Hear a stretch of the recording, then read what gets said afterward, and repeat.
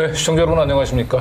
세상을 바꾸는 시민 언론 민들레 그리고 더 탐사가 함께하는 시사 톡톡입니다. 먼저 저와 함께 오늘 방송 함께 진행할 우리 패널들 소개해 드리도록 하겠습니다. 먼저 제 왼쪽에는 우리 민들레 이제 이명재 대표님 나오셨고요.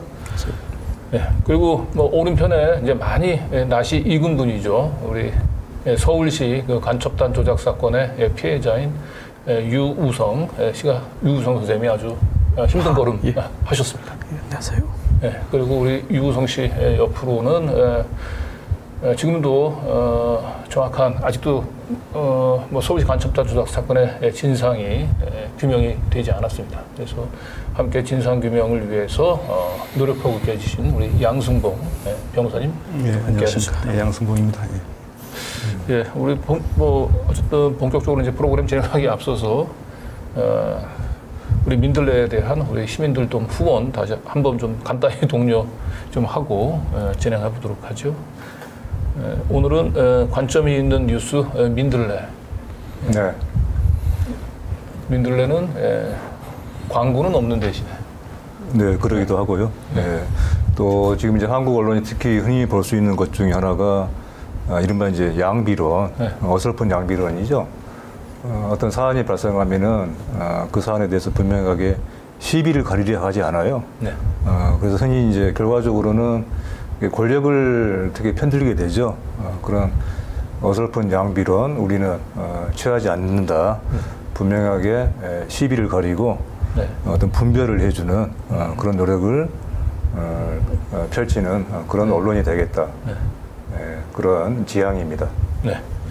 자, 그리고 민들레 그 유튜브 또 구독, 좋아요, 알람 설정 부탁드리고요. 자, 본격적으로 오늘 우리 유우성 선생님 얘기 진행하기 앞서서 여기 한겨레 신문 기사인데요. 서울 이게 2013년입니다. 13년이죠. 10년 전이었죠. 네. 네. 오늘 이 진행에는 사실은 저보다는 허재현 기자가 좀 나왔으면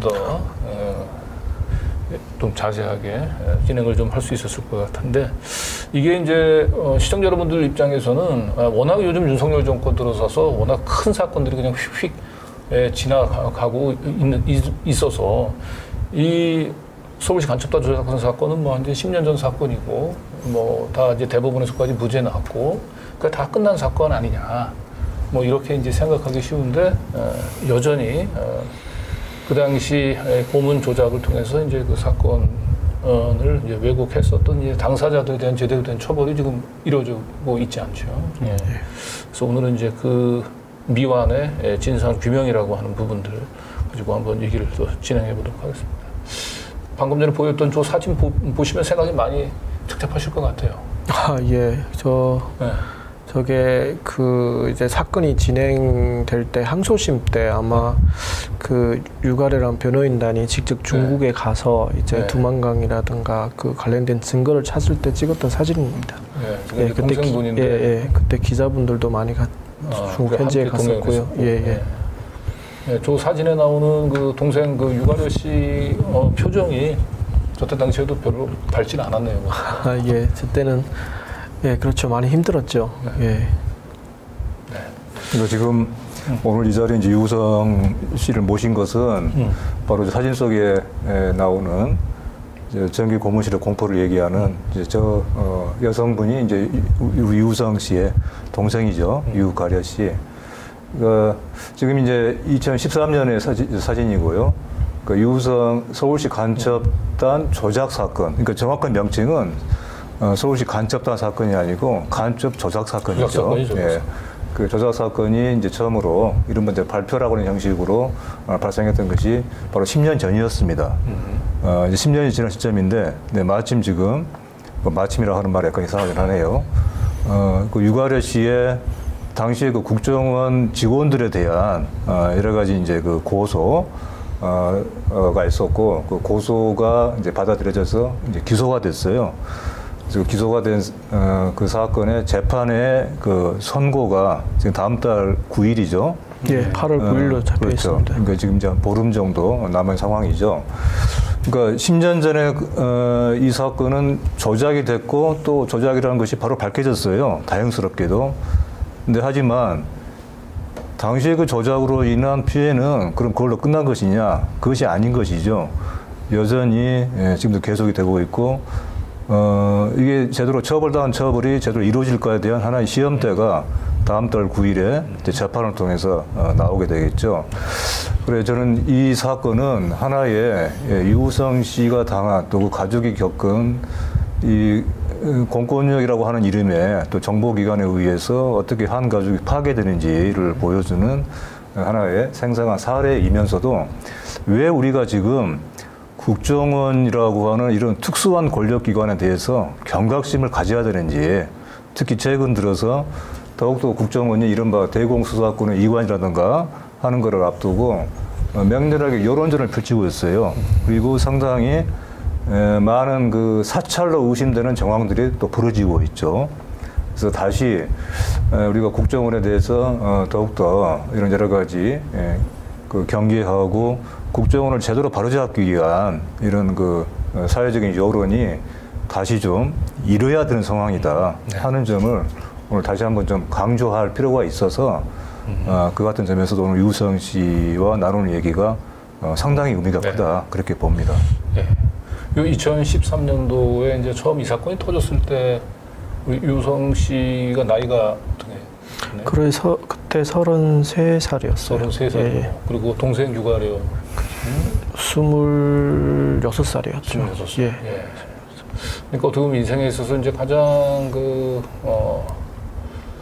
아름다운 시기일 것 같은데 20대, 그 30대를 아주 끔찍한 이 검찰과 그다음에 국정원, 이 공권력 그 남용 속에서 지난 10년을 정말 너무나 아까운 10년을 보낸 것 같습니다. 요거는 이제 뒤에 우리 서울시 간첩단 조작 사건의 이제 전말, 그다음에 지금 현재 진행, 그리고 왜 우리 이 시점에서 이 사건을 다시 조명해야 되는지를 좀 살펴보도록 하고, 그 전에 이제 워낙 이제 최근에 중요한 현안이죠. 김건희 씨의 이제 고속도로 게이트. 김건희 씨 뭐 고속도로 그 게이트는 사실 더 탐사에서 이제 최초 보도를 하고, 저희도 이번 주에는 좀 새로운 이 사건의 그 진상을 규명하는 데 굉장히 이제 중요한 저희들이 이제 어제 고발을 했는데, 그 민들레도 우리 김성진 기자가 아주 깊숙이 이 사건을 좀 심층 보도를 하고 있어서 오늘은 이제 민들레 보도 내용을 중심으로 이 현안을 한번 좀 짚어보도록 하죠. 지난 한 주가 우리 민들레에서도 양평 김건희 게이트에 대해서 집중적으로 취재하고 추적을 했습니다. 특히 우리 김성진 기자가 거의 뭐 양평에 살다시피 하면서 그래서 좀 살이 좀 빠지고 있죠. 근데 이 민들레가 이제 그동안 보도했던 것을 봐도 그렇고, 우리 더 탐사에서 또 집중적으로 보도한 것을 봐도 그렇고, 이게 지금 양평군과 국토부가 합작해서 얼마나 자기들이 그 뱉어놓은 거짓을 덮기 위해서 안간힘을 쓰는지, 하지만 그 거짓이 얼마나 어설픈 것인지 바로 금방 반박이 돼요. 너무나 많은 그 반박 증거들이 있기 때문에. 그래서 사실 상대적으로 이것은 물론 이제 더 탐사와 같은 그런 탐사 취재도 저희들이 하려고 하지만은 상대적으로 이 사안은 저희가 역설적으로 보면 어떻게 보면은 그렇게 어렵지 않게 취재를 하는 것 같아요. 왜 그러냐면은 상당수의 대부분의 언론들이 이 사안에 대해서 이 사안의 중대성에 비춰볼 때 그만큼의 노력을, 그만큼 이 의문을 풀려고 하는 노력을 상대적으로 많이 기울이지 않고 있기 때문에 저희로서는 가서 증언을 청취를 하고 관련되는 정황을 떠들어만 봐도 비교적 어렵지 않게 나온다는 거예요. 그래서 저희들이 밝혀낸 몇 가지를 한 서너 건 정도를 오늘 좀 소개를 해드리려고 합니다. 먼저 이 고속도로 게이트는 일단 지금 손바닥으로 사실 하늘을 가리려고 하는 시도가 아닌가 싶고요. 그 원희룡 씨가 이 종점 변경은 문재인 정부 때 이루어진 거고 윤석열 정부에서는 관여한 것이 하나도 없다. 라고 하면서 이 사업을 뭐 이제 백지화에 선언을 했던 거는 제가 보기에는 우리 유우성 씨 그 사건하고도 무관치 않습니다. 네. 검찰과 이런 그런 권력을 가진 자들은 이제 본인들이 마음 먹으면 얼마든지 사건을 진상을 조작할 수 있다, 왜곡할 수 있다라고 하는 그런 자신감이 밑바탕이 됐던 게 아닌가 싶거든요. 네. 근데 이번 건은 아마도 쉽지 않을 것 같아요. 네. 그렇죠. 먼저 김성진 기자가 그 양평군청이 5월, 2월 이제 의회 그 보고서에 보고를 하는 과정에서 종점 변경을 고의 누락하는 그렇죠. 의혹이 있다라고 네. 하는 사실을 네. 보도했는데요. 그 이미 작년 7월에 이제 변경이 됐지 않습니까? 논의가 된 것이죠. 그런데 올해 2월에 있었던 그 양평군의 양평군 의회에 대한 보고서는 이것이 빠진 거예요. 그러니까 고의로 그랬다라고 볼 수밖에 없는 상황인 것이죠. 네, 그러니까 작년 7월 달에 이제 양평군에 처음으로 국토부가 이 종점 변경 안에 대한 이제 양평군의 의견을 물었고 그때 3가지 안을 제시를 했고요. 네. 그러다가 사실상 이제 2월 달에는 그 3가지 안 중에 결국 우리가 지금 알고 있는 이 김건희 양평 랜드로 통하는 그 안을 단일안으로 해서 사업이 이제 진행되는 걸 이미 확정이 된 상태인데 거의 양평. 그런데도 그걸 꽁꽁 숨겨놓은 거죠. 의회 보고서에다가는 그냥 종전 그 양서면으로 종점이 해서 그렇게 사업이 진행되는 것처럼 의회에 보고를 했다는 거예요. 그렇죠. 그러니까 양평군 의회를 기만한 것이죠.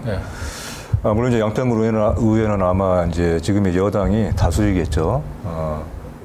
그렇죠. 여당이 다수긴 그렇죠. 하지만은 이제 민주당 의원들도 있고 만약에 이제 2월 달에 그 양평군에서 그 종점이 병산리로 변경됐다라고 보고를 했으면은 민주당 의원들이 이걸 모를 리가 없거든요. 물론이죠. 강산면 병산리에 김건희 최은수 씨 땅이 아주 밀집이 되어 있다는 걸 잘 알기 때문에 결국은 그 민주당 의원, 야당 의원들의 눈을 속이기 위한 꼼수가 아니겠나 싶습니다. 우리 김성기 기자는 이제 이 기사 속에서 누락했다라고 표현을 썼는데 물론 이제 고의 누락이죠. 이것은 사실 누락이라 하는 말로는 모자라죠. 은폐한 것이죠.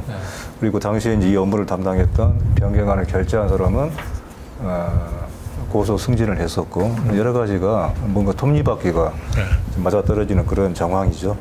이걸 결재했던 분이 이제 그 안 국장이죠.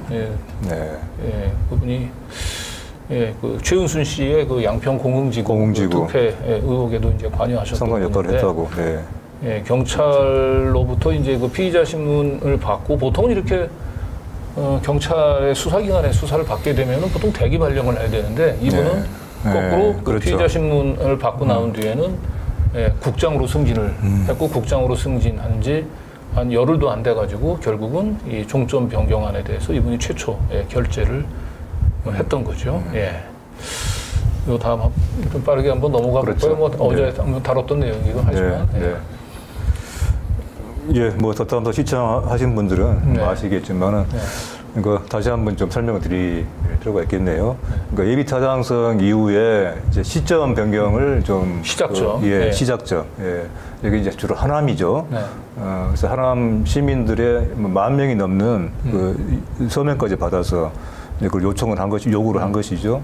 거기에 대해서는 일절 거기서는 반응이 없이 여기서 검토 제안도 있지 않았던. 종점을 난데없이 이제 바꾼 것이죠. 이제 그 과정을 상세하게 취재를 한 것인데 요약하자면은 아무튼 그 하남 시민의 10,000명 정도면 그 대단한 상당한 규모의 그 서명이었는데 여기에 대해서는 완전히 그 묵살을 하고 양평군에서는 이미 뭐 잘 알려진 사실이지만은 단 50자.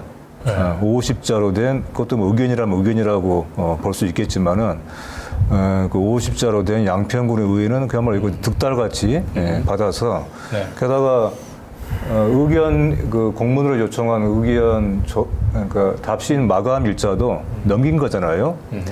10일인가를 이제 뒤늦게 제출을 한 것이죠. 근데 그걸 고스란히 받아주면서 하남시의 이 같은 시민들의 어떤 의사를 모은 민원에 대해서는 철저하게 네. 묵살을 한 것이죠.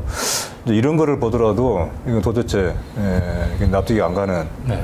그러니까 예비 타당성 조사에서는 사실은 종점에 대한 언급은 없었고, 네. 다만 이제 시작점의 부분이 그 수도권 그 외곽 제1고속도로하고 많이 겹쳐서 이제 교통 혼잡이 우려가 돼서 네. 이런 부분들에 대해서 주민들 민원들을 잘 감안해서 처리하기 바란다라고 그렇죠. 하는 내용이 네. 담겨 있었고, 네. 그리고 관계기관 협의 과정에서 하남시 같은 경우는 상당히 많은 한 40여 건의 이제 그 의견을 제시했음에도 불구하고 네. 결국 시작점은 그대로 갔고요. 네. 그리고 양평 군 차원에서 의회까지 눈속임을 하면서 주민들의 의견 수렴이 없는 오로지 양평군에 있는 군청 공무원 몇 명만이 결정한 대로 이 종점은 변경이 됐던 거죠. 그렇습니다. 그것도 다 한 50자. 네. 그러니까 한 두 줄쯤 되겠죠. 예.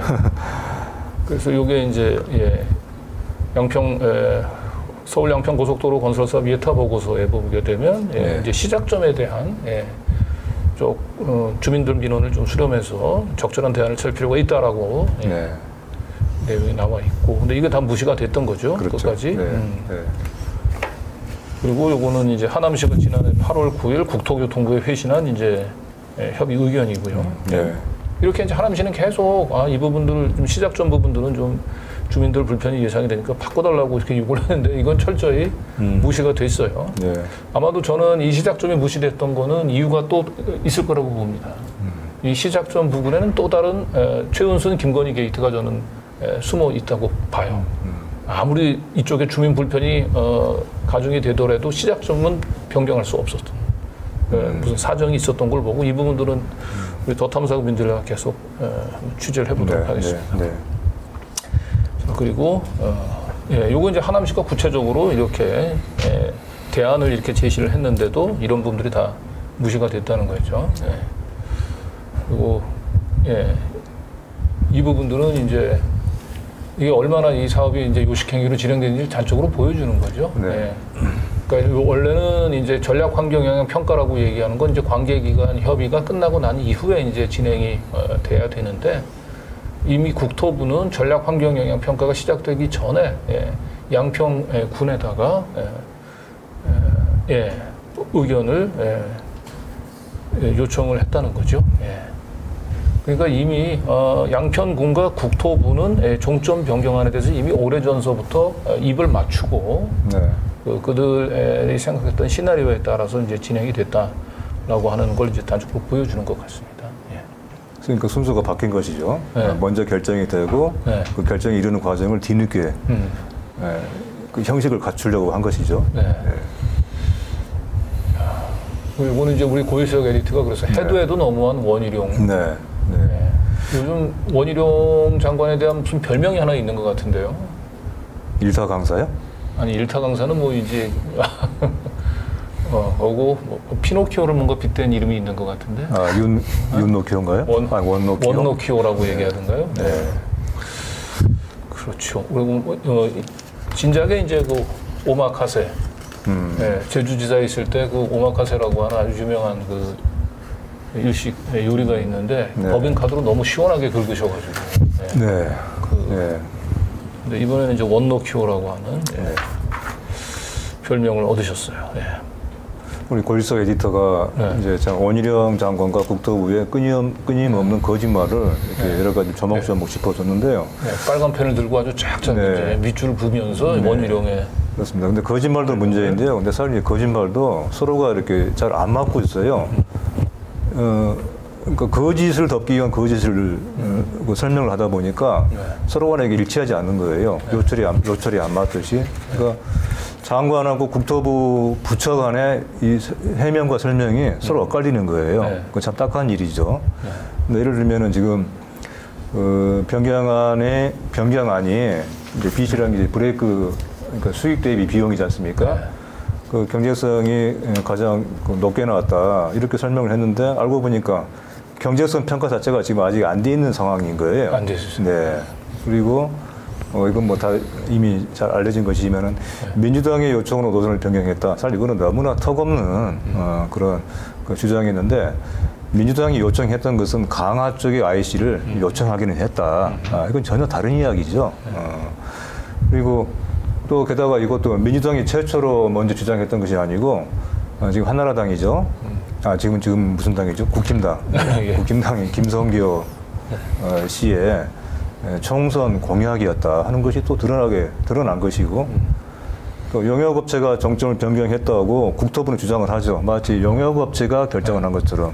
근데 사실 이것은 상식적으로 납득이 안 가는 거잖아요. 용역이라고 하는 말처럼 그것은 국토부가 결정하기 위한 어떤 참고 자료, 검토 보고서를 요청을 한 것이죠.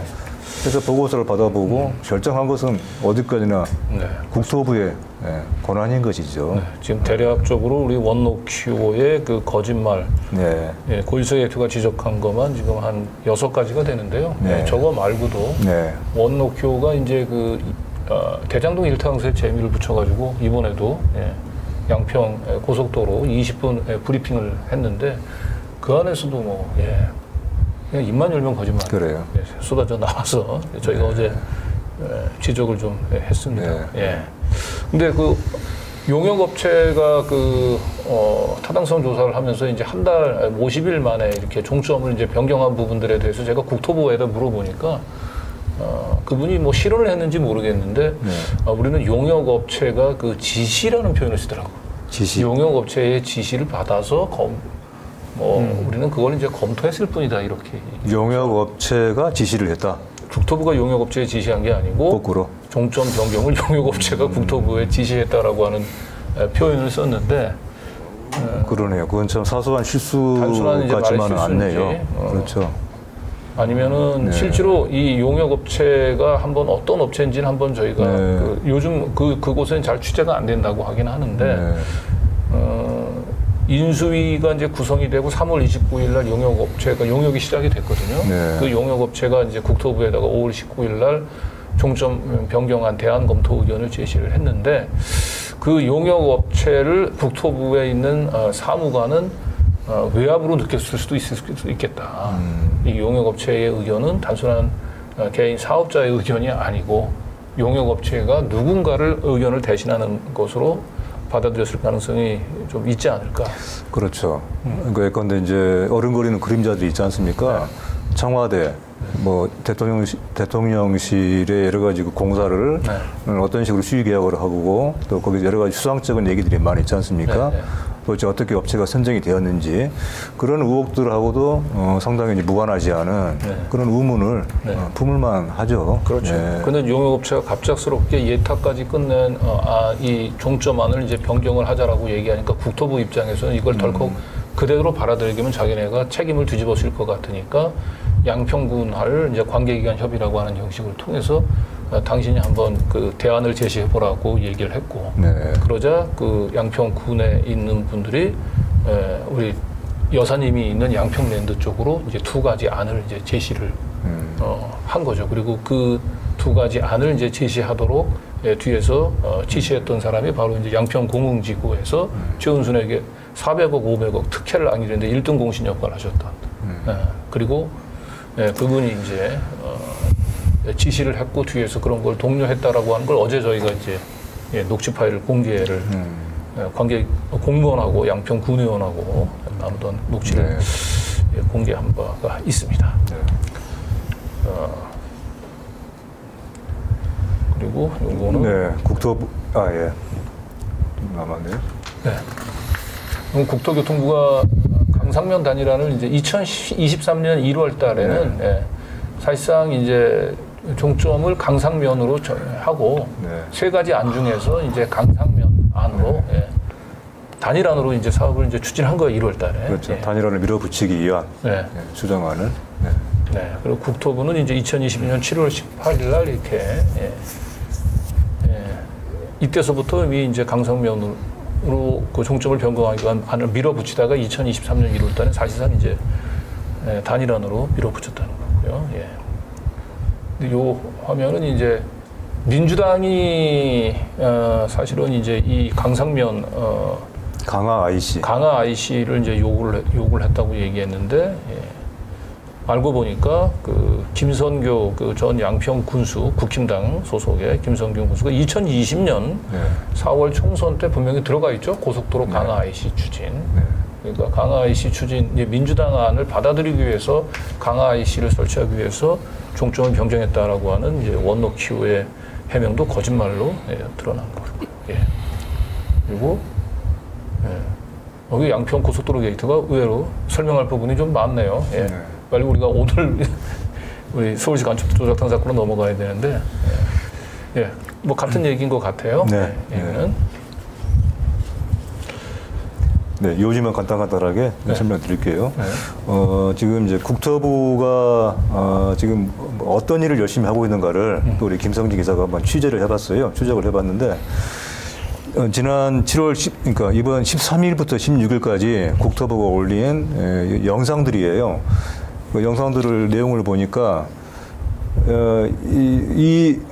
이제 그 기간이면은 그야말로 수혜가 집중된 기간이었잖아요. 네. 수혜가 그리고 국토부는 다른 데도 아니고 이런 수혜와 특히 직접 관련되는 일종의 주무부처의 하나잖아요. 그렇죠. 그런데 이때 국토부 올린 영상을 보니까 어떻게 나왔죠?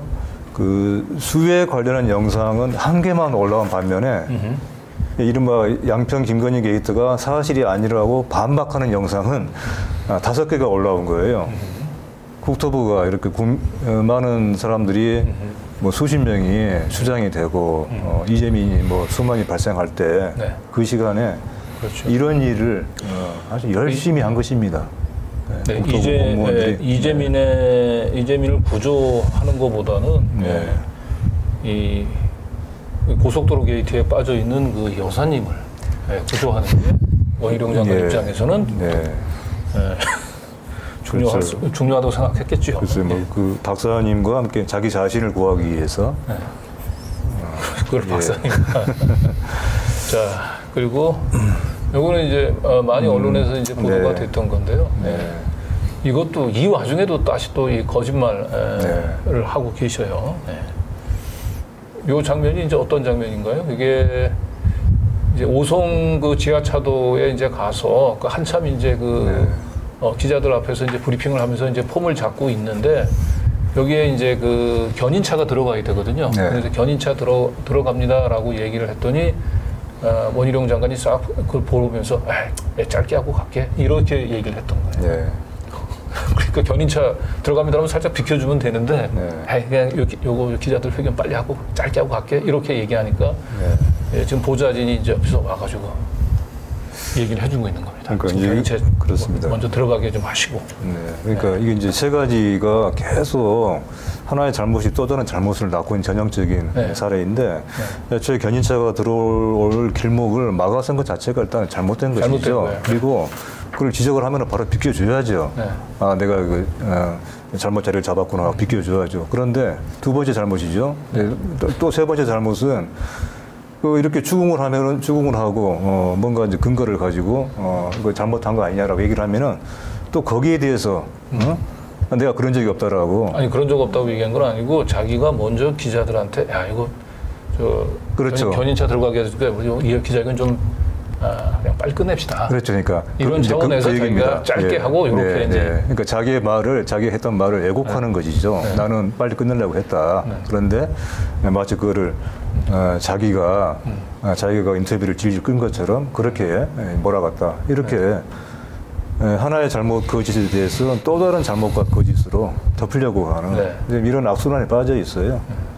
한때 전국 최고의 수재라고 그리고 그거를 발판으로 해서 지금의 정치적인 자리에까지 올라온 거죠.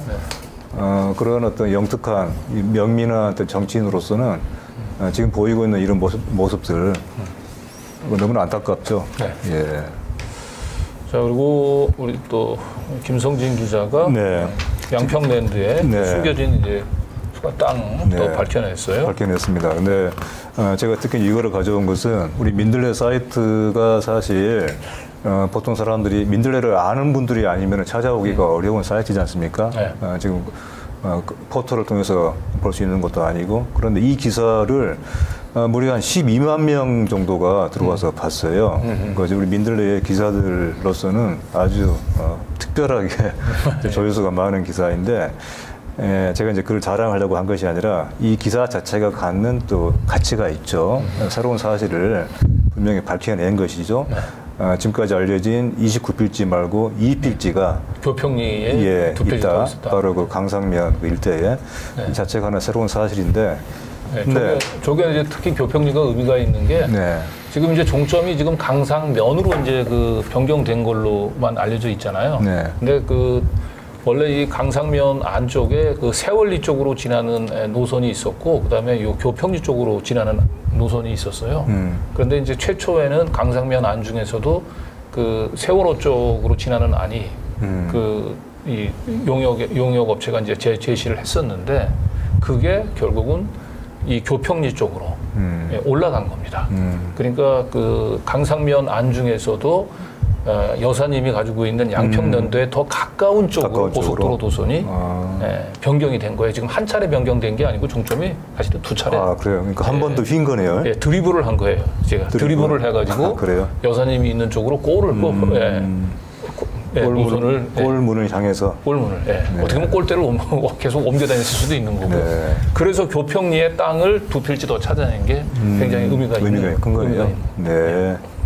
그 제가 좀만 설명을 드리면은, 그러니까 12만 명이 들어와서 보셨다고 하는 것이 이것이 왜 그럴까에 대해서 한번 생각을 해보게 되는데, 지금 양평 게이트에 대해서 물론 언론들이 전혀 보도를 하고 있지 않는 건 아니죠. 근데 하지만 이 사안이 갖는 의혹의 크기, 중대성에 비해서 과연 언론의 보도가 충분한가에 대해서 그렇다라고 얘기하기가 힘든 상황이지 않습니까? 그러니까 이런 뉴스에 대해서 시민들이 찾고 있는 거예요. 목말라 하는 게 있는 것이죠. 그래서 민들레와 같이 이렇게 작은 매체가 사실 찾아오기 쉽지 않은 그런 사이트인데도 불구하고 누군가 어떤 이런 얘기들을 듣고 또 어떤 전파에 의해서 또 찾아온다는 거예요. 그래서 한편으로는 지금 얼마나 우리 언론이 이 김건희 양평 게이트에 대해서 제대로 된 추적이 불충분하냐 하는 것을 보여주는 하나의 그런 숫자인 것 같아요. 다행히 어쨌든 이 양평 김건희 고속도로 게이트에 대해서는 뭐 한겨레나 경향신문이나 뭐 노컷 뉴스나 이 국토부나 아니면 대통령실에서 내놓는 그 해명들을 이제 반박하는 기사들을 열심히 지금 내놓고 있습니다. 그래서 이 부분들은 이제 정부 여당이 원하는 대로 이제 여론이 쉽게 흘러가고 있지 않아서 다행입니다. 그러나 이제 우리 서울시 간첩단 조작 사건 같은 경우는 정말 이 처음서부터 뭐 언론들이 내놓는 그 보도들이 정말 끔찍했을 것 같아요. 그렇지. 그래서 이제 본격적으로 우리가 이제 우리 유우성 씨 사연을 한번 좀 다뤄보도록 하겠습니다. 그 전에 잠깐 먼저 저희가 광고 말씀 전하고 진행하도록 하겠습니다. 시민이 만드는 사회 공익 채널 시민 언론 더 탐사 다시 시작합니다. 더 탐사를 응원하는 가장 스마트한 방법. 저렴한 가격, 전 제품 무료 배송, 더 탐사몰을 이용해 주세요. 쇼핑이 후원이다. 더 탐사몰. 하지 마. 쇼핑이 후원이다. 쇼핑이 후원이다. 더 탐사몰. 네, 오늘 광고 상품은 이제 꿀차인데요. 지난주에는 우리 이제 문희정 평론가가 나와서 광고는 어떤 것이다라고 하는 걸 아주 잘 보여줬습니다. 그래서 오늘은 이 광고 훈장님께서 한번 얼마나 학습이 좀 진전이 되는지 한번 좀 보도록 하겠습니다. 네, 오늘 소개해드릴 상품은 바로 이겁니다. 스페인 도밍고 꿀차네요. 스페인 도밍고 꿀차라고. 꿀차가 아니고 스페인 도밍고 꿀차. 도밍고라고 하는 지방의 모양이죠. 도밍고가. 그러니까 스페인에 가면은 꼭 사와야 하는 선물이라고 합니다.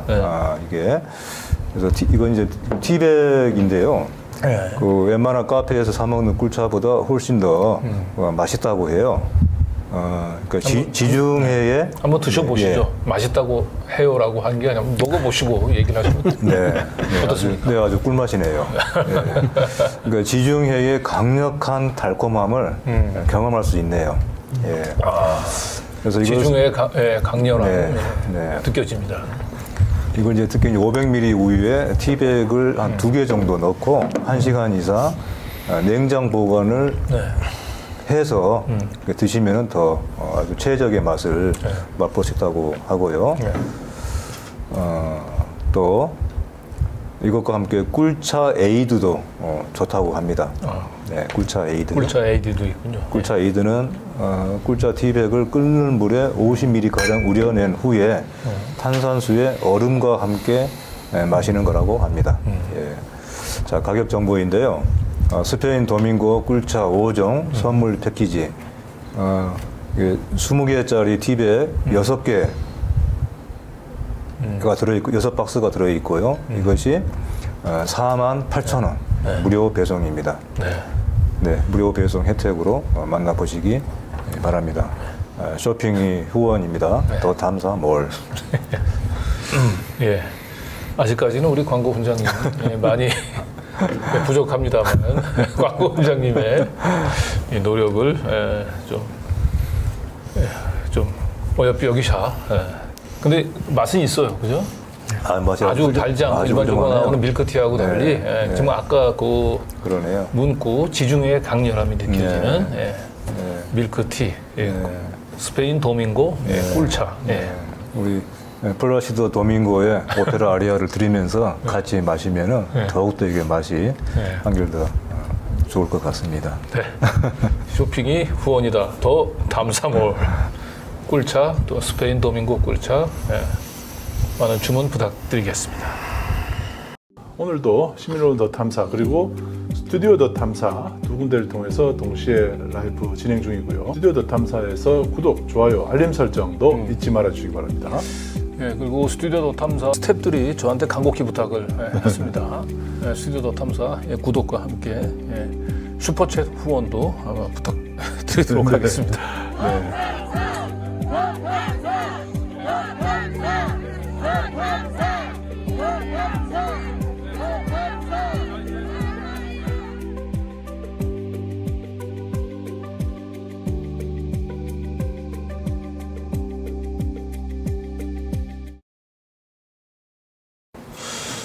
그 두 분 참 오래 기다리셨습니다. 이제 본격적으로 서울시 그 간첩단 조작 사건을 이제 다뤄볼 텐데, 먼저 그 전에 간단히 우리 유우성 씨의 사연을 다룬 동영상 먼저 시청하고 진행해 보도록 하겠습니다. 이른바 서울시 공무원 간첩 조작 사건의 피해자인 유우성 씨와 가족들에게 국가가 손해배상을 해야 한다는 법원 판결이 나왔습니다. 형사에 이어 민사재판에서도 수사기관의 불법 행위를 인정한 건데요. 김채린 기자가 전해드립니다. 8년 전 유우성 씨를 간첩으로 만들기 위해 수사기관은 유 씨의 동생을 겁박했습니다. 유 씨의 동생은 국정원 합동신문센터 독방에 반년 가까이 붙잡힌 채 오빠는 간첩이라는 진술을 강요당했다고 증언합니다. 너무 때리고 너무 맞고 하니까 너무 공포스럽고 하니까는 할 수 없이 허위 진술하게 됐죠. 이 같은 허위 진술을 토대로 검찰은 유 씨를 국가보안법 위반으로 구속 기소했고 유 씨 가족은 외로운 법정 투쟁을 시작했습니다. 기소 2년 8개월 만에 대법원은 증거 조작 등을 이유로 유 씨의 무죄를 확정했습니다. 유 씨와 가족들은 국가의 불법 행위로 피해를 입었다며 2017년 손해배상 청구 소송을 냈고 오늘 법원은 국가의 책임을 인정했습니다. 그러면서 유 씨와 그 가족에게 2억 3천만 원을 배상하라고 판결했습니다. 수사기관이 유 씨 동생을 불법 구금하고 변호인 조력권도 침해한 채 모욕적으로 조사한 점, 간첩 사건 증거를 위조하고 유 씨를 별건 범죄로 뒤늦게 기소한 점 등을 모두 불법 행위로 인정했습니다. 민주국가에서 결코 일어나선 안 되는 수사기관의 인권 침해 행위로 유 씨 등이 큰 고통을 겪었다고 지적했습니다. 사건 발생 8년 만에 배상 판결을 받아든 유 씨는 자신이 마지막 피해자가 되길 바란다고 강조했습니다. 간첩 조작 사건이나 국가보안법으로 인해서 피해를 보는 사건이 다시는 일어나지 않기를 간곡히 부탁드립니다. 유 씨는 또 동생에게 가혹행위를 한 혐의로 재판을 받고 있는 국정원 수사관 등 가해자들이 제대로 처벌받아야 한다고 촉구했습니다. KBS 뉴스 김채린입니다.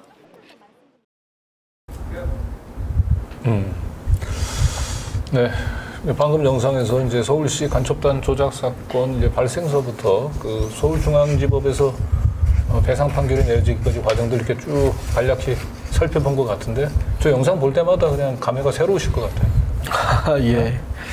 시간이 사실은 보면 10년이라는 세월을 흘렀는데도 사실 저희가 느끼기는 진짜 엊그제같이 느끼고요. 근데 지금도 이제 TV에서나 이제 뉴스에서 가끔 제 사건에 대해서 얘기하면 그때 이제 약간 공포와 트라우마가 있어서 참 너무 힘듭니다 지금도. 예.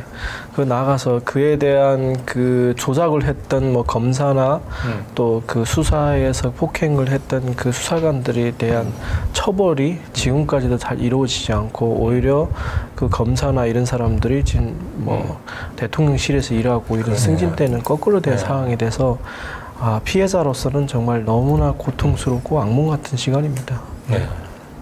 지금 동생 어떻게 유가려 씨는 지금 어떻게? 가래 씨는 지금 현재 이제 제가 앞으로 이제 말씀드릴 부분이겠지만 그 처음에 이제 한국에 들어왔을 때 아무것도 모르는 상태에서 국정원에 있는 합정신문센터에서 최초로 유가려를 그 고문했던 어떻게 보게 되면 때리고 막 그 어떤 여러 가지 공포를 줬던 그 수사관들이 저희들은 사건 거의 뭐 7, 8년 그냥 그때 사건이 한참 이제 조작이 밝혀졌을 때 고소 고발을 했었는데 그로부터 시간이 거의 공소시효가 얼마 남기지 않고 검찰에서 진짜 마지못해 기소를 한 상태거든요. 그 사건의 중요한 증인으로 채택돼서 지금 한국에서 재판을 다니면서 지금 지금 서울에서 저랑 같이 머물고 있습니다. 네. 네. 뭐 저도 개인적으로는 이제 수많은 이제 압수수색하고 이제 2차례 구속영장 청구했다가 저는 뭐 감옥 문턱까지 갔다가 풀려나긴 했습니다만 직접 감옥에서 수감됐던 기간은 한 어느 정도나? 그 기간은 1월 10일에 제가 긴급 체포가 되었고요. 사실 그때 시간이 참 그 2012년 12월 말에 대선이 있었어요. 그 대선이 그때 끝나자마자 국정원 댓글 조작 때문에 아주 언론에서 시끄러웠던 시기였거든요. 그럴 때에 1월 10일에 갑자기 제가 체포됐어요. 그 대한민국에서 최초로 그 이제 서울시 공무원을 추적했던 1호 탈북자가 알고 보니까 북한에서 파견했던 특수 간첩이었다는 죄명으로 1월 10일에 구속되고 8월 22일 날에 제가 1심에서 무죄를 받고 석방된 겁니다. 예, 그냥 7개월 넘게, 8개월 가깝게 구속돼 있었습니다. 자, 그러면 이제 사건이 이제 어떻게 좀 흘러왔는지 이제 워낙 이제 오래된 사건이고 단편적으로 보도되는 뉴스들은 이제 기억에 있긴 할 텐데 오늘 이 사건의 가장 큰 문제점들이 뭔지를 좀 짚기 위해서 먼저 좀 뭐 변호사님이 아니면 좀 이 대표님이 좀 설명을 좀 하면 좋을 것 같아요. 변호사님이 말씀하시는 게 네. 이거 좀 약간 다른 말씀인데 아까 그 양평 땅 보면서 취재가 오히려 쉽다고 말씀하셨잖아요. 이 사건도 좀 사건 실체 밝히기는 좀 쉬웠습니다. 왜냐하면 워낙 터무니없게 조작을 했기 때문에. 근데 그 당시에도 정말 언론은 안 도와줬었거든요. 그래서 너무 좀 힘들었었어요. 너무 힘들었었는데 이 사건은 2013년 2월경에 이제 기소가 되면서 동아일보에서 서울시 간첩이 탈북자 정보 10,000명인가 20,000명의 정보를 북한에 넘겼다 해서 대서특필되면서 굉장히 그 요란하게 보도가 됐었거든요. 그런데 이제 오랜 시간 재판을 통해서 이제 그해 8월에 무죄가 9개를 국가보안법 위반으로 기소했었는데 다 무죄가 됐었습니다. 무죄가 되니까 이제 검찰이나 국정원이 이제 다급해졌는지 그해 9월, 10월 달에 증거 조작해가지고 위조된 증거를 내고 해가 바뀌면서 2014년도에 이제 그 증거 조작이 밝혀져가지고 간첩 사건에서 이제 간첩이 조작된 것이 만천하에 드러났었거든요. 그리고 나서 이제 오랫동안 이제 증거 조작과 관련돼 가지고 약간 이제 막 여러 가지 처벌도 있고 국정원 사람들도 처벌이 되고 이렇게 했었는데 직접 이제 유가려 이 간첩 사건의 모든 원천은 여동생인 유가려를 가혹행위해가면서 허위 진술을 받아서 오빠를 간첩으로 모른 사건인데 직접 유가래한테 가혹행위를 했던 사람들에 대해서는 응징이 안 됐었습니다. 왜냐하면 그 공개되지 않은 장소에서 조사를 했기 때문에 가혹행위를 당한 것이 유가래 씨밖에 없었잖아요. 그렇죠. 그거와 관련돼 가지고 유가래 씨가 내가 가혹행위를 당했다고 하더라도 뭐 CCTV나 이런 게 전혀 없으니까 그걸 가지고 저희들이 고소하기가 약간 좀 무리스러웠었거든요. 그런데 이제 2017년, 2019년 국정원 합동 그 신문센터에 대한 그 TF가 구성됐었고 2019년에 이제 검찰 과거사에서 조사를 해가지고 그때 유가래 씨를 조사했던 사람들이 가혹행위를 한 정황이 보인다. 조사를 해보니까 이렇게 이제 발표가 됐었습니다. 네. 그래서 저희들이 2019년도에 이제 유가래 씨를 직접 폭행하고 가혹행위했던 사람들에 대해서 고소를 했었습니다. 네. 2019년도에 2월인가 3월인가 고소를 했는데 계속 조사가 안 되더니 2019년 말에 이것도 언론에서 한번 이렇게 언급을 해주니까 그때 비로소 검찰에서 조사를 좀 하더라고요. 네. 그리고 나서 그 다음에 3월 달에 기소를 했고 2020년 3월 달에 기소가 됐는데 지금 2023년 8월이 다 돼가잖아요. 이 3년, 만 3년을 꽉 채우고 이제 3년 지나서 지금 선고를 앞두고 있는 사건입니다. 네. 너무 좀 많이 아쉬운 사건입니다. 네. 진작 기소가 되고 네. 진작 단죄를 받아야 되는데 이렇게 긴 시간 동안 재판을 하고 기소도 늦게 되고 굉장히 좀 많이 네. 아쉬운 사건입니다. 그래서 이 사건은 참 여러 가지 점에서 이제 그 짚어볼 만한 부분이 많은데 우선 저는 이제 첫 번째로 이 사건이 2012년 아까 12월 달에 그 수사가 들어간 거죠, 국정원에서. 11월 달부터 이미 여동생에 대해서는 조사하고 있었죠. 네. 그러면 2012년 11월이면은 이제 그 당시에 박근혜, 문재인 후보가 이제 치열하게 대선 경쟁을 하고 있었던 데인데 결국은 선거에 영향을 주기 위해서 수사가 시작된 걸로 지금 판단하시는 건가요? 어떤가요? 그런 면도 있다고 보입니다. 아까 유성 씨 말씀했지만은 이거 조사하고 나서 예를 들면은 그때 이제 정권이 바뀌었잖아요. 또 다시 뭐 물론 그렇죠. 이명박에서 박근혜로 바뀌었지만은 그 당시에 약간 온 나라가 시끄러웠던 게 국정원에서 그 뭐 여론조작 사건 이런 게 굉장히 시끄러웠잖아요. 근데 이제 그 사건을 약간 덮어버리는 것이 서울시 공무원 간첩 사건이었거든요. 그래서 그런 어떤 판단도 분명히 좀 개입됐을 거라고 생각하고 있습니다. 그 당시 서울시장은 우리 박원순 시장. 예, 박원순 시장인데 처음에는 박원순 시장 때 채용된 간첩이다 이렇게 나오다가 채용된 게 오세훈 시장 때였어요. 5월 달에 채용됐었으니까 그때 그 학교 급식 때문에 물러나기 전에 그때 채용이 됐어가지고 그 말을 쏙 들어갔었죠. 그러니까 여러 가지로 이게 치밀하게 기획됐다기보다는 뭔가 대선에서 그 결국은 국정원 그 댓글 사건들을 국면을 전환시키기 위해서 좀 급조된 측면이 좀 있는 것 같네요. 있다고 보입니다. 그러니까 이 사건은 사실 그러니까 2단계로 된 거잖아요.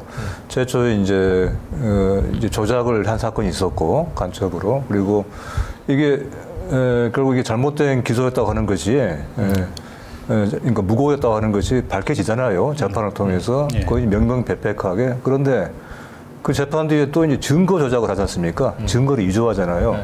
그러니까 이것은 간첩 조작에 의해서 또 그것이 무산되니까 뒤늦게 또 이제 증거까지 위조를 한 것이죠. 그래서 이건 2단계로 이루어진 것이어서 더더구나 이것은 매우 악성의 조작이다 그렇게 볼 수 있고요. 그리고 또 하나는 애초에 이제 이것을 먼저 이걸 주도했던 것은 국정원이지만은 검찰이 여기에 대해서 전혀 제동을 걸거나 이렇다 어떤 그런 거 견제를 하지 않았잖아요. 오래 같이 뻔히 이것이 무리 정도가 아니죠. 조작된 거라고 하는 것을 알았을 상당한 정황이 있음에도 불구하고 여기에 대해서 일체 제동을 걸지 않은 것은 물론이고 같이 거기에 가담을 해서 조작의 범죄를 같이 사실상 합작을 한 거지 않습니까? 그래서 그래서 이것은 사실상 두 개의 사건이다 이렇게 봐야 될 것 같아요. 2012년 11월 달에 수사가 시작이 됐는데 결국은 이게 대선 과정에서 이 사건을 공표하지 못했던 거죠. 써먹지 못했던 거예요. 그러니까.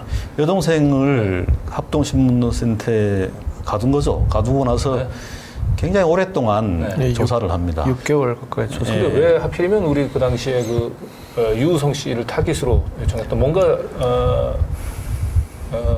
뭐 빌미를 제공한 게 좀 있을까요? 뭐 생각해 보면. 제가 이제 그 생각을 많이 해봤고요. 그때 당시에 이제 앞서 말씀드릴 것은 댓글 여론 조작과 관련된 국정원에서의 이제 자기네 잘못을 이제 덮겨온 하나가 있었고, 또 박근혜 정부가 새로 들어오면서 국정원에서 뭔가가 하고 있다는 걸 보이기 위한, 사실은 어떻게 보게 되면 대한민국에서 제가 서울시에 최초로 근무한 1호 탈북자 공무원이었고, 나아가서 또 언론이나 이제 뭐 통일열차라 이런데 방송이 여러 차례 나갔었거든요. 그러니까 그만큼 파급이 다른 사람보다는 현저히 컸던 일이 여러 가지 판단이 아마 급조되지 않았나 싶습니다. 저도 약간 생각드는 말씀인데, 그 당시 이제 유우성 씨에 대해서 증거 조작이 2014년 다음 해에 밝혀졌거든요. 그때 남재준 국정원장하고 박근혜 대통령이 2014년 4월경에 이제 사과를 합니다. 이게 증거 조작에 대해서. 근데 그날 저녁에 어떤 보도가 나오냐면 국정원에서 북한에서 직접 파견한 직파 간첩이 잡혔다고 보도를 해요. 그러니까 국정원에서는 얼마든지 많은 소스가 있는데 가장 좀 이렇게 파급력 있는 걸로 선전효과가 그 선전효과가 있는 사람을 골랐다고 봅니다. 더군다나 그때 당시에 이제 박원순 시장이 이제 서울시장으로 있고 재직하고 있던 시기여서 아무래도 그렇게 흠집을 내려고 하지 않았겠나. 그래서 실질적으로 사건이 이제 언론을 통해서 이제 사회에 알려졌을 때 엄청 이제 보수적인 이제 단체들이 서울시 앞에서 시위하고 난리가 났었습니다. 저도 기억이 납니다. 그랬었죠. 자, 그리고 근데 워낙 이제 이게 급조된 사건이었기 때문에 결국은 검찰이 이제 재판이 열리자마자 이제 바로 문제에 이제 봉착을 했던 거죠. 뭐 주요한 공소 사실이 북한 국경을 이제 수시로 넘나들면서 이제 결국은 정보를 지금 넘겼다는 거잖아요. 그 내용 사실은 언론에는 그렇게 상세하게 알려지지 않았잖아요. 사실 알고 보게 되면 제가 이제 대학교를 다니면서 성당 이제 신부님이 이제 북한 이탈 주민들에게 어떤 이제 학교를 다니면서 장학금 제도를 만들었는데 거기서 제가 회장을 하고 있었고 장학생 아이들이 명단을 내가 가지고 있었는데 그 명단은 이제 탈북자만 있은 게 아니라 뭐 취약계층 있는 아이들, 한국 애들은 전화번호하고 뭐 집 주소 정도인데 그걸 이제 북한에 넘겼다는데 다 해서 그 내용이 30몇 개밖에 안 되거든요. 근데 심지어 북한 이탈 주민하고 다른 학생들이 섞여 있는 그 내용을 그걸 USB로 담아서 이제 북한에 보내고 그걸 2만 가를 넘어서 가져갔다. 사실 그냥 전화기로 불러줘도 되는 건데 그렇게 참 너무나 급조하게 만들지 않았겠나는. 국정원 사람들이 너무 좀 터무니없었던 게 그때 이제 여동생이 북한 해령이라 해서 도망강 건너서 바로 중국이거든요. 그러니까 지금 북한 해령에 사는 분들하고 우리 남한에 있는 분들하고는 자유롭게 통화가 됩니다. 중국 기지 이용해가지고. 그러니까 지금 간첩 행위라는 게 뭐냐면 명단을 넘겼다는 건데 밤에 도망강을 건너서 왔다 갔다 하면서 그 간첩 명단을 넘겼다는 거예요. 근데 그 명단을 사진 딱 찍어가지고 그냥 전화기로 보내면 되는데 그럴 수 있는데 그런 짓을 했다고 하면서 국정원 사람들도 그렇고 검찰도 그런 실상을 다 알면서 막 도강해가면서 간첩 행위 했다고 하니까 그게 너무 터무니없죠. 그 명단이 뭐 그렇게 뭐 가치가 있는 정보인가요? 뭐 유학생 명단이라고 하는 게 그러니까 국경을 넘어들면서까지 일단 명단을 전달한 사실이 없기 때문에 가치가 있냐 없냐 이런 부분에 대해서도 판단도 힘든데 탈북자 명단을 넘겼다는 것인데 그 명단이 솔직히 가치가 있는지 그것도 좀 의문입니다. 근데 결국 이제 두만강을 통해서 이렇게 국경을 넘나들었다라고 얘기하는 것은 최초에 기소할 당시에는 그걸 뒷받침하는 뭐 증거는 없었던 모양이죠. 전혀 없었고 유가려 씨의 진술만 있었죠. 있었던 거예요. 그거밖에 없었죠. 근데 그게 이제 바로 재판 과정에서 이게 이제 바로 반박이 되니까 결국은 할 수 없이 이제 국경을 이제 넘었다라고 하는 것을 증거를 만들어 온 거죠. 없는 검찰이 증거. 입증해 보기 위해서 출입기한 기록 이걸 이제 유조를 해서 제출을 한 거죠. 이거 이제 많이 화면에 그동안 뭐 언론에도 많이 보도가 된 것 같긴 한데 잠깐 한번 소개해 볼까요? 이게 이제 검찰이 조작해서 증거 제출했던 증거 그리고 왜 이게 조작된 것인지를 이제 보여주고 있는 자료인데요. 좌측에 보니까 11월 1일 재판에서 이제 제시했던 출입경 자료라고 하는 거죠. 저희 검찰이 제출했던 자료죠. 오른쪽에는 12월 5일 날 저것도 역시 검찰이 제출한 자료인가요? 저희들이 낸 것 같기도 한데. 아, 네. 조금 변호인들이 제출한 자료인 거 같죠? 네. 진본하고 그 위조본하고 아마 비교가 된 것인가. 그러니까 11월 1일은 이제 검찰에서 제출한 건데 저거는 이제 유조본이고 오른쪽 거는 이제 변호인이 제출한 저기 중국 공안에 가서 확인받아 본 도장인데 뭐 얼핏 봐도 뭐 진본하고는 좀 확연히 좀 차이가 있는데 특징은 위조본은 굉장히 흐리게 찍었네요. 그리고 그다음 발급 기간도 아니에요. 저기 출입境기록을 발급할 수 있는 곳이 아닙니다. 그런데 거기 도장을 만들어 왔던 것이고, 그러니까 연변 자치주 거기서 발급이 돼 가능한 건데 검찰은 그 활용시라는 훨씬 하위 단계에서 발급한 것처럼 그렇게 해가지고 만들어낸 거예요. 그냥 쉽게 설명하면 우리가 여권을 발급하려면 구청을 가야지 않습니까? 그렇죠. 아무리 그래도. 근데 동사무소에 간다고 그 여권을 발급해 주지는 않거든요. 마침 동사무소에 가서 저 서류를 거기서 발급한 걸로 해가지고 우린 저걸 제출하고 나중에는 중국에 있는 신명 영사관에서 우리가 정식 절차를 걸쳐서 동사무소에서 발급한 게 맞다는 서류를 제출하고 또 나중에는 또 이걸 발급하는 과정이 문제없다는 서류 또 조작하고 뭐 이래가지고 그때 당시에 거의 뭐 3개, 5개 가까이 되는 서류를 국정원에서 이제 브로커를 통해서 만들어왔던 사실이 밝혀졌어요.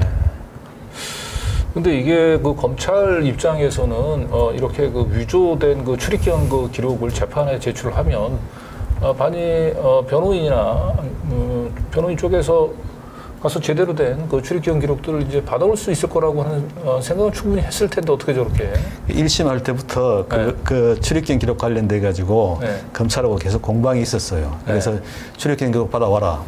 그래서 검찰에서는 저희 보고 받아와라. 근데 그 당시에는 저희들이 받아올 수가 없었어요. 왜냐하면 누가 그 유성 씨 본인이 가야 되는데 가기 힘들어서 받아올 수 없다 했거든요. 근데 1심에서 어떤 게 이제 약간 양쪽 다 이제 알고 있었냐면은 이게 받기 힘들다. 유성 씨 그 출입경 받기 힘들다는 게 이제 어느 정도 공고화가 됐었어요. 그러니까 이제 검찰에서도 이게 유성 씨 측에서도 유성 씨가 여기 있는 한은 받아오기 힘들다는 걸 약간 좀 알고 있었던 거예요. 그런 상태에서 이제 자기들이 그 허위 기록을 가져오더라도 이거 진본 못 뜯는다 생각한 거예요. 근데 나중에 이제 부모님이 그 아버지하고 여동생하고 저희 위임장 써가지고 나중에 가서 대리해서 받아왔었거든요. 근데 아무튼 저희들도 그거 확보하려고 굉장히 노력했었고 1심에서 계속 그 말을 했었어요. 그래서 검찰이 저것이 이제 위조된 것을 몰랐다는 말이 안 통하는 게 1심에서 계속 이야기를 했었거든요. 이 출입경 기록이 이상한 출입경 기록을 제시하면서 그 수사받을 때 조사를 받았다. 그렇게 이야기를 계속 했었거든요. 근데 이제 검사가 발급받아온 것은 이상한 기록이 아니고 딱 정돈된 기록인 거예요. 실질적으로 제가 국정원에 조사할 때 이제 원본을 이제 모니터에 있는 걸 찍어가지고 국정원에서 저한테 보여준 적이 있고 검사도 그 조작하지 않은 원본을 있었어요. 근데 그게 뭐 서류가 아니라 이미지적으로 가지고 아마 제가 본 게 그거니까 그걸 가지고 있었는데 나중에 그것을 1심 때부터 제출 안 하다가 이제 항소심에서 국정원에서 그 잘못된 오류된 부분을 다 수정해 가지고 마치 정교하게 만들어 가지고 그거를 재판부에 제출을 한 겁니다. 사실은 우리가 알려진 게 뭐 증거를 이제 출입국 기록이라는 게 어떤 이제 대사관이나 우리 정부에서 공식적으로 이제 인정되다 보니까 이게 지금 이슈가 됐던 부분이고 그걸 나가서 증인도 조작을 했었고요. 증인의 그 진술도 조작을 했었고 엄청난 부분들이 많이 조작이 됐었어요. 우리 유성 씨는 결국 이제 수사 과정에서 끝까지 나는 이렇게 국경을 넘고 뭐 그런 걸 넘긴 적이 없다. 계속 부인을 한 거죠. 자, 그래서 결국 이거는 이제 이 엉터리 증거를 기초로 해서 또 강압된 자백을 받아내서 이제 이 검찰이 이제 기소를 한 건데요. 이제 그 증거를 조작하는 과정, 간략히 저희가 이제 설명을 하고 있는 부분인데, 결국은 그 여동생 그 유가려 씨의 증언 외에는 사실 뭐 직접적인 증거가 없었겠군요. 예. 네. 이 지금까지 말씀드렸던 이게 조작이라든가 이제 네. 뭐 진술이라든가 이 엄청난 걸 사실은 이걸 처음부터 만들어낸 사람들이 네. 지금 재판을 받고 있는 겁니다. 그래서 그 재판이 지금 이루어지고 있고 사실은 이 사건이 그 조작이 밝혀진 당시에는 엄청난 언론들이나 거기서 이슈로 다뤘었는데 이제는 시간도 어느 정도 많이 지나고 해가지고 사실은 지금 이 사건을 최초로 조작했던 그 수사관 남자 수사관과 여자 수사관 계신 그 두 분이 지금 기소가 돼서 재판을 받고 있는데 참 그 재판이 너무 제가 봤던 일반적으로 봤던 재판하고 너무 많이 다르게 또 진행되고 있고 제 사건 했을 때가 비교하면 정말 하늘과 땅 차이인 것 같아가지고 너무 네.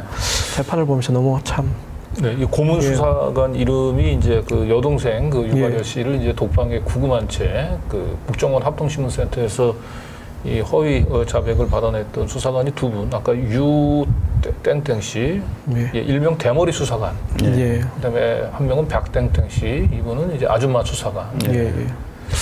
그런데 이 두 분은 지금은 국정원을 이제 어떻게 퇴직은 했나요? 아닙니다. 아직 여전히 국정원 직원으로 있습니다. 직원입니다. 현직 직원입니다. 그래서 현직 직원이라 해서 판사가 계속 전부 그 비공개 재판을 해서.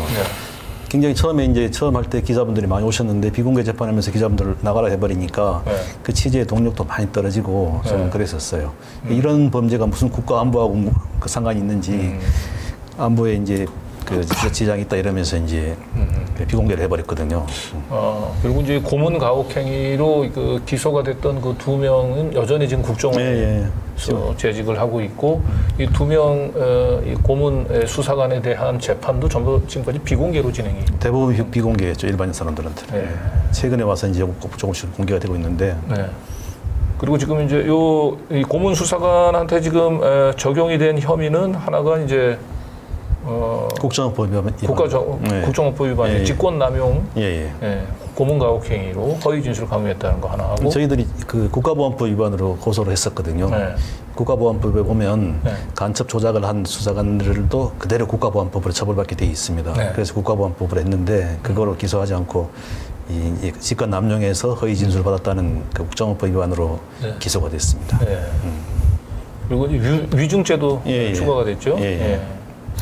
참 사건을 저희들은 그 어렵게 기소가 돼서 정말 공정한 재판을 통해서 그에 합당한 처벌을 받을 수도 있다는 그런 생각을 처음에는 조금 기대가 있었는데요. 참 재판을 진행하면서 검사만 지금 5번, 6번 바뀌었고요. 오는 새로운 검사마다 사건을 잘 모릅니다. 그리고 심지어 재판에서 우리들 증인에 대해서나 이런 걸 의견서라든가 심지어 그 재판에 대한 질문지 같은 거는 그 우리 변호인단에서 특히 양순공 변호사님 그 질문지를 작성해야 되고 그걸 일일이 다 보내야 됩니다. 정말 다른 사건에서 도저히 볼 수 없는 재판 진행 방식이고요. 또 심지어 국정원의 수사관들을 또 변론하고 있는 변호사님들이 뭐 정관 출신의 뭐 대법관 후보였던 분이라든가 또 국정원에서 또 파견 나갔던 변호사라든가 이런 정말 사회에서 어느 정도 위치가 된 높은 분들 변호사로도 선임했고요. 재판에서 우리가 국정원의 재판을 연날에 진행할 때 우리가 국정원에서 사실은 어떻게 보게 되면 사건을 진행할 때 유가려에 대한 부당하게 진행하면서 그에 대한 자료를 저희들이 국정원에 연날에 재판하면 요구를 했지 않습니까? 그에 대한 자료는 회신이 없었어요. 사실은 거의 없었는데 국정원의 직원분들이 지금 수사관들이 조사하면 자기네 뭐 이루은 증거는 재판부에서 이제 국정원을 요청하면 그 요청 자료를 10년이 불과 지나해도 다 나오더라고요. 참 그 불공정한 재판을 보면서 심지어 판사도 2번 바뀌었습니다. 처음에 있는 판사님은 3년 동안 재판을 아주 3개월에 6개월에 한 번씩 진행하면서 그 어떤 기자가 다른 이 기자분들도 물론 아까 변호사님 말씀대로 비공개 재판하는 것도 있지만 사건이 너무 이제 턴이 길다 보니까 사람들은 잊혀지고 수많은 이슈들이 나오잖아요. 그러다 보니까 기자분들도 더 이상 이 사건에 대해서 관심이 멀어지게 됐고요. 그렇게 시간을 오래 끌어놓고 지금 3년 만에 판사가 최후 변론을 앞두고 판사가 도망갔다고 얘기를 해야 되나요? 아무튼 판사님이 가버렸어요.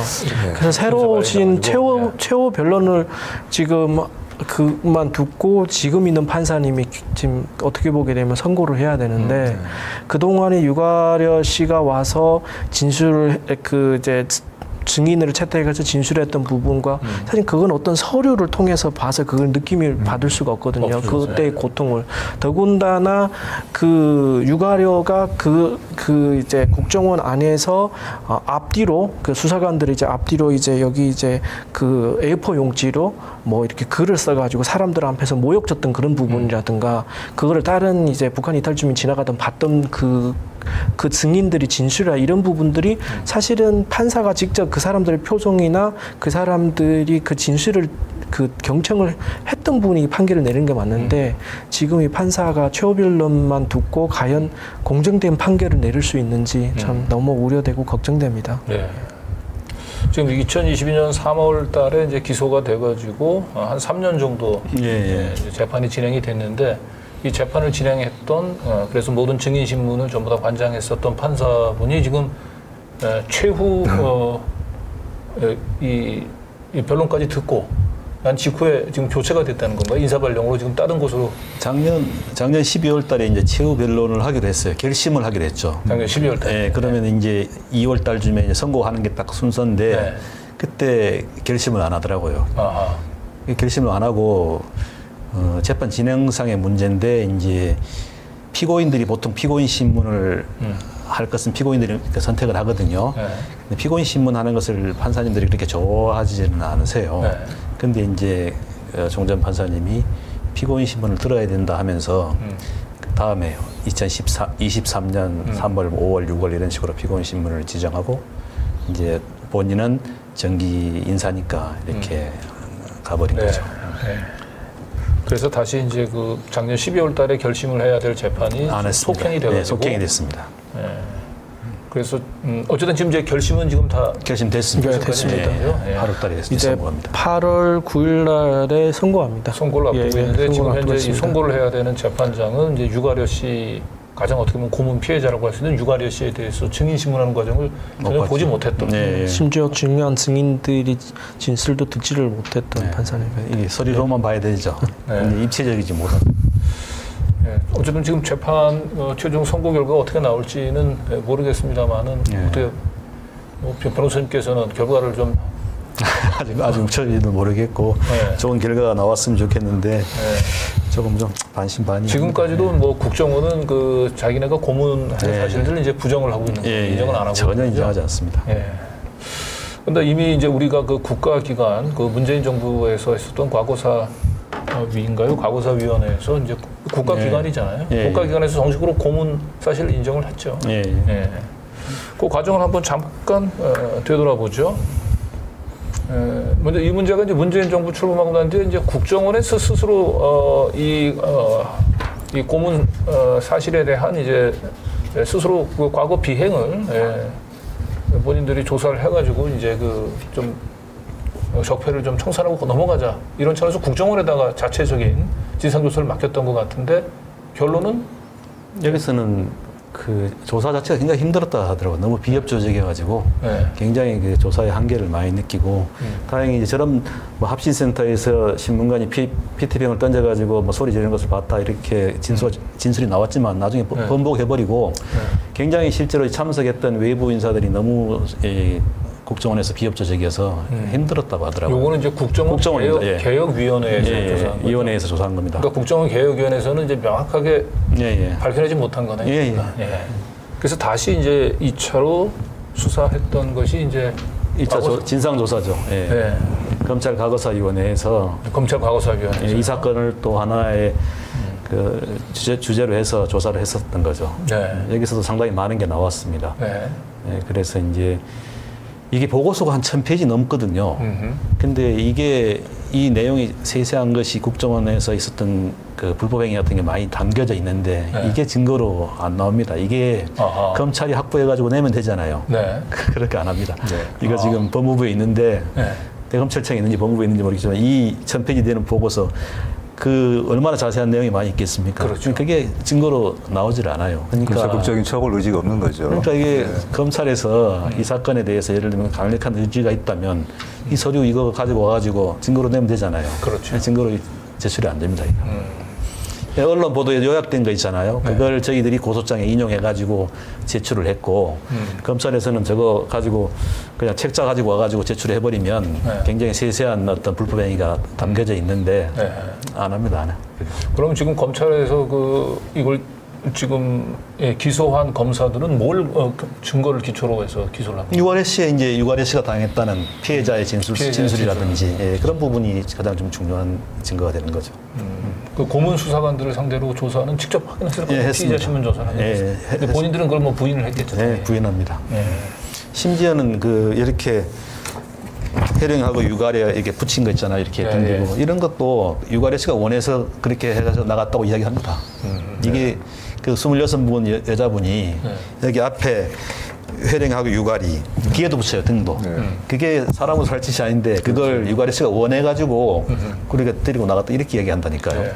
그렇군요. 근데 이게 최초에 기소될 게 2020년 3월달 그나마 이제 문재인 정부 때 기소가 된 건데 지금 어쨌든 이제 윤석열 정부로 지금 넘어갔지 않습니까? 그 사이에 이 공판을 담당하는 좀 검사들의 그럼 태도는 어떤가 싶으네요. 공판 검사들이 실제적으로 수사검사 이런 정도 사건이면 수사검사가 나와야 됩니다. 수사검사가 나오고 이거 그냥 일반적인 공판검사가 담당하는. 처음에 수사검사가 나오긴 나왔었는데 이제 그분이 이제 외국에 파견 가고 이렇게 하면서 그 다음부터는 그냥 다른 일반 사건하고 똑같이 6개월에 한 번씩 그냥 검사 바뀌면서 너무나 좀 무성하게 진행됐었죠. 당시에 사건을 수사하고 지휘하고 했던 핵심적인 검사가 바로 지금 현재 청와대에 있잖아요. 바로 그 이시원 검사. 다른 일도 아니고 공직기강 비서관. 그러니까 검찰 내부에 어떤 기류를 짐작할 수가 있겠죠. 그 윤석열 검찰총장에 대한 그 징계 그걸 지금 2심에서 다투고 있는 게 지금 이제 한동훈 장관이 있는 법무부인데 거기서는 이미 패소할 결심을 계속해서 강력히 이제 보이고 있는데 이거는 뭐 그 정도까지는 아닙니까? 어떻습니까? 어떤 거예요? 그 정도까지는 아닌데 공판 검사들은 열심히 하시려고 해요. 열심히 하시려고 하지만 이 기록이 너무 이면에 너무 많기 때문에 사건 파악하기가 힘듭니다. 그래서 한 분이 좀 전담해서 하든지 수사검사가 나와서 해줘야 되는데 공판 검사들 나름대로 열심히 하려고 하지만 한계가 굉장히 명확해요. 새로 오실 때마다 설명을 해야 돼요. 이 내용 자체. 이 공판을 담당했던 거 수사검사도 아니고 공판검사가 아닌데 공판검사도 6개월마다 한 번씩 대부분 바뀌면서 답답하겠네요. 재판을 지켜보는. 우성씨 사건 할 때는요. 그 이시원 검사가 대법원까지 그러니까 쭉 2명이 나와서 계속 끝까지 몇 년 동안 계속 그렇게 했었거든요. 너무 다른 거죠.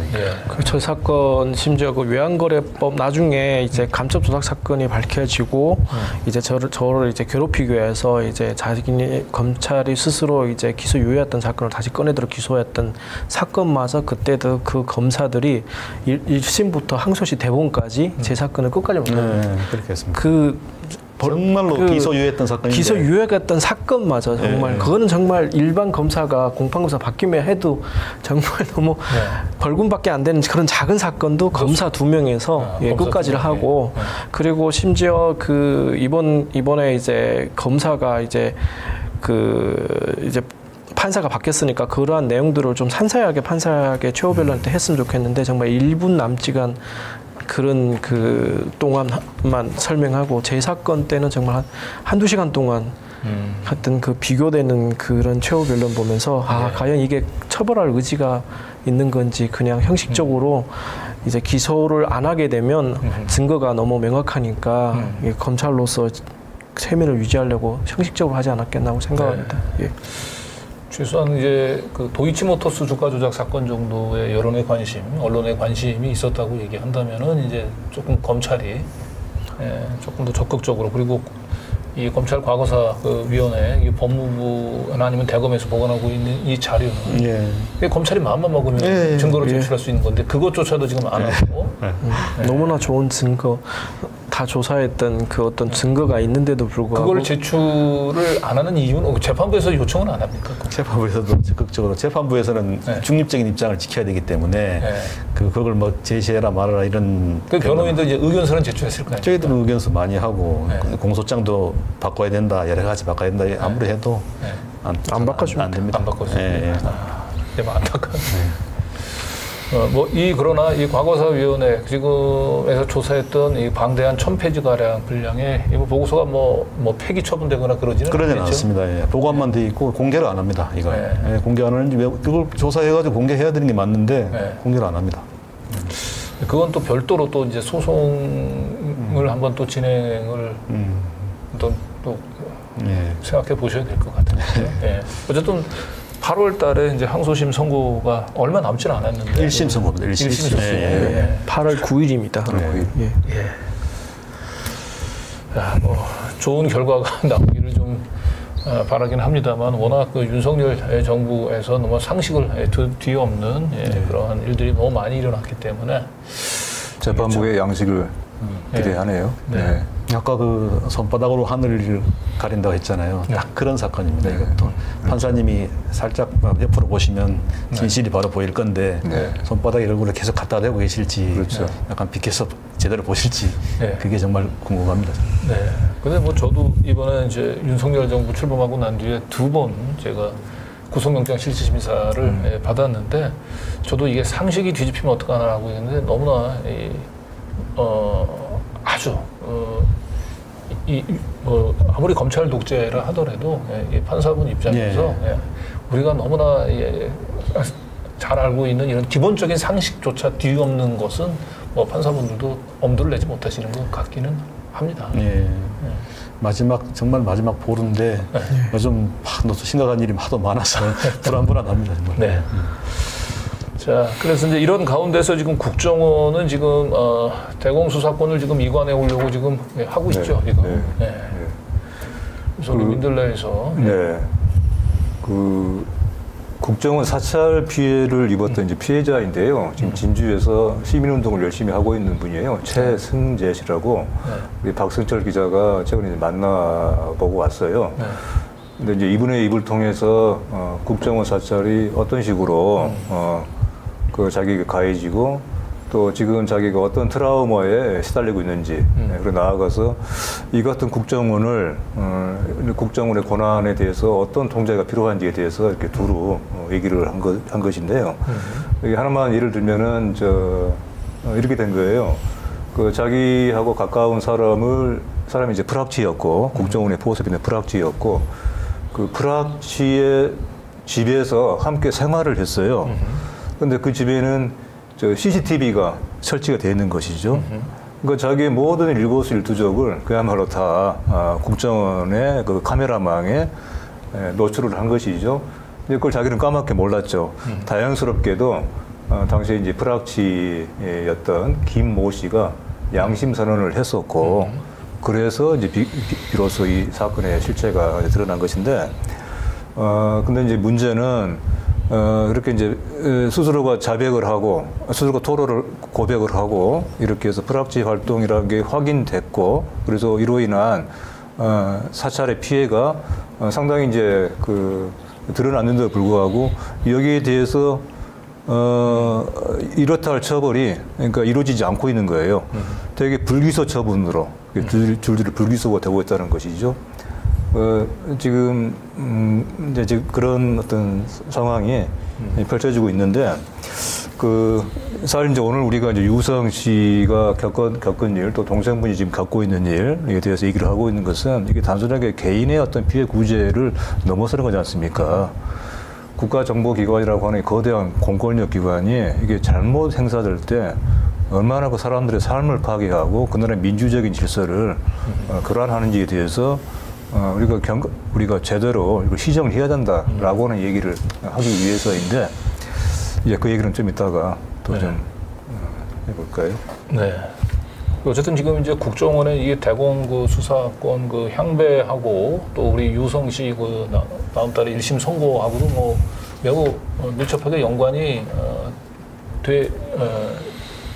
하지 않을 수 없을 것 같아요. 그렇죠. 예, 그렇습니다.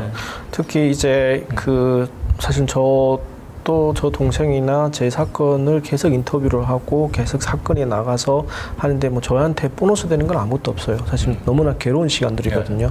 근데 저희들은 바라는 게 딱 하나밖에 없어요. 저희 같은 사례가 더 이상 나오지 말고 더 이상 피해자가 없기를 바라서, 그리고 잘못을 저질렀으면 그 사람 잘못을 저지른 합당한 처벌을 받는 게 이게 제대로 된 사회예요. 건강한 사회고. 그러나 너무나 확실한 증거와 너무나 잘못된 부분이 밝혀졌는데도 불구하고 그에 관련했던 그걸 수사 지휘했던 검사가 지금 현재 뭐 대통령실에서 이렇게 일을 하고 있고, 그리고 그걸 최초로 조작을 시작을 했던 수사관들이 이렇게 3, 4년 동안 이렇게 기소가 어렵게 돼가지고 이렇게 어떻게 보게 되면 부당한 제대로 된 재판을 받으면서 뭐 제대로 된 재판이 이루어지지 않으면서 그 사람들을 처벌까지 안 한다. 그럼 사실은 우리 사회에 보여주는 답은 하나예요. 간첩을 조작하고 해도 결국에는 처벌을 받지 않는다. 그럼 어떻게 보게 되면 검사들도 더 마음 놓고 조작을 할 거고, 그렇죠. 앞으로 수사권을 되찾게 되면 국정원에서 그 후배들이 선배들이 저런 모습을 보고 더 나아가서 조작을 더 많이 하지 않겠나는 그런 걱정 때문에 사실은 저희들은 최선을 다해서 그런 걸 막기 위해서 지금 싸우고 있는 겁니다. 예. 어쨌든 서울시 간첩단 조작 사건이 우리 유성 씨 개인에게는 굉장히 큰 불행이긴 하지만 국정원, 특히 이제 뭐 검찰 이 개혁에 굉장히 촉발제가 됐던 사건인데, 이게 윤석열 정부 출범하자마자 이 사건에 가장 책임이 있는 이시원 검사를 대통령실 공직기관 비서관에 임명됐다라고 얘기하는 건 노골적으로 하시는 사인을 보낸 걸로 좀 보입니다. 관계기관 공무원들한테는. 그래서 진짜 다음 달에 이 1심 선고가 무죄가 난다고 얘기한다면 뭐 그렇게 뭐 난리는 없다고 보긴 하면, 만약에 무죄가 난다고 얘기한다면은 이 시계가 그죠? 2012년 12월 애당초에 이 사건을 조작했던 그 이전으로 다 돌아가는 게 아닌가 싶습니다. 자, 그렇게 해서 최근에 그러네 실제로 보면 이제 국정원이 과거 마음대로 뭐 빨갱이 때려잡는다라고 하는 이름으로 마음대로 증거 조작하고 고문하고 했었던 그 시절로 국정원을 이제 되돌리기 위해서 그것이 마치 국정원이 존립해야 되는 이유인 것처럼 여러 불길한 징후들이 좀 드러나고 있는데 하나하나 좀 살펴보도록 하죠. 최근에 국정원의 활동이 더욱더 뭐랄까 좀 활발해진 것 같아요. 그렇게 느껴지지 않습니까? 이를테면 이제 여러 간첩단 사건에 뭐 이런 이제 공안 수사를 많이 벌이고 있기도 하고요. 이건 이제 엊그제 있었던 행사인데 국정원이 공개적으로 기자 간담회를 열었어요. 이게 이제 이른바 이제 북한 해킹의 실태에 대해서 발표를 한 것인데. 지난 몇 년 동안에 이제 국정원에 대해서 우리 사회의 민주적인 통제, 감시가 어느 정도 이제 필요하다 하는 것이 일정한 공감대를 형성을 했지 않습니까? 그래서 그렇죠. 약간의 어떤 거기에 대해서 과거의 잘못을 시정하려고 하고 이런 개혁의 노력들이 이루어졌는데, 지금 지난 1년 동안에 이것이 급속도로 과거로 돌아가고 있고, 그러는 와중에 국정원이 이른바 대공수사권을 경찰로 넘기는 것에 대해서도 지금 다시 되돌리려고 하고 있고, 또 여러 가지로 왜 국정원의 기능이 위축되어서는 안 된다라고 하는 명분을 지금 들고 나오는 여러 가지의 이런 그 공개적인 활동들을 하고 있는 것의 하나일 수도 있습니다. 지금 여러 가지 면에서 제2, 제3의 지금 이제 유성 사건들을 지금 뭔가 국정원이 그렇죠. 준비하고 있다는. 그렇죠. 사실은 넓게 보자면 바로 이제 그런 토양을 지금 계속 만들고 있는 것인데, 저는 이제 여기에 바로 이 지금 이제 우리 보고 있는 북한 해킹에 대해서 우리가 더욱더 많은 경제 작업을 해야 된다라고 하는 것을 통해서 이렇게 얘기를 하고 있어요. 제가 기사의 마지막 결론부분 이렇게 나와요. 내년 4월 22대 총선을 앞둔 만큼 사이버 공격 대응 체계를 강화할 방침이다. 여기서 또 이제 총선 얘기가 나오는 거예요. 그러니까 이것이 교묘한 것도 아니죠. 뭐 거의 노골적이죠. 이것이 국내 정치에 개입하는 것의 어떤 하나의 명분을 네. 음성적인 양성적인 명분을 이런 식의 이런 그 메시지를 통해서 뭔가 국민들 사이에 지금 각인시켜주고 있는 것이죠. 그리고 그걸 열심히 한국의 언론들은 또 받아 적고 있고. 네, 우리 뭐 인터넷이나 SNS에 이제 결국은 뭐 북한 뭐 공작원이 아니면 북한 공작원 직접으로 네. 연계된 사람들이 지금 침투해 있다. 네. 그래서 이거 국정원이 이제 이런 부분들에 대한 조사를 위해서 좀 더 자기의 기능을 강화해야 된다. 예, 그런 근거로 예. 삼으려고 하는 거죠. 예.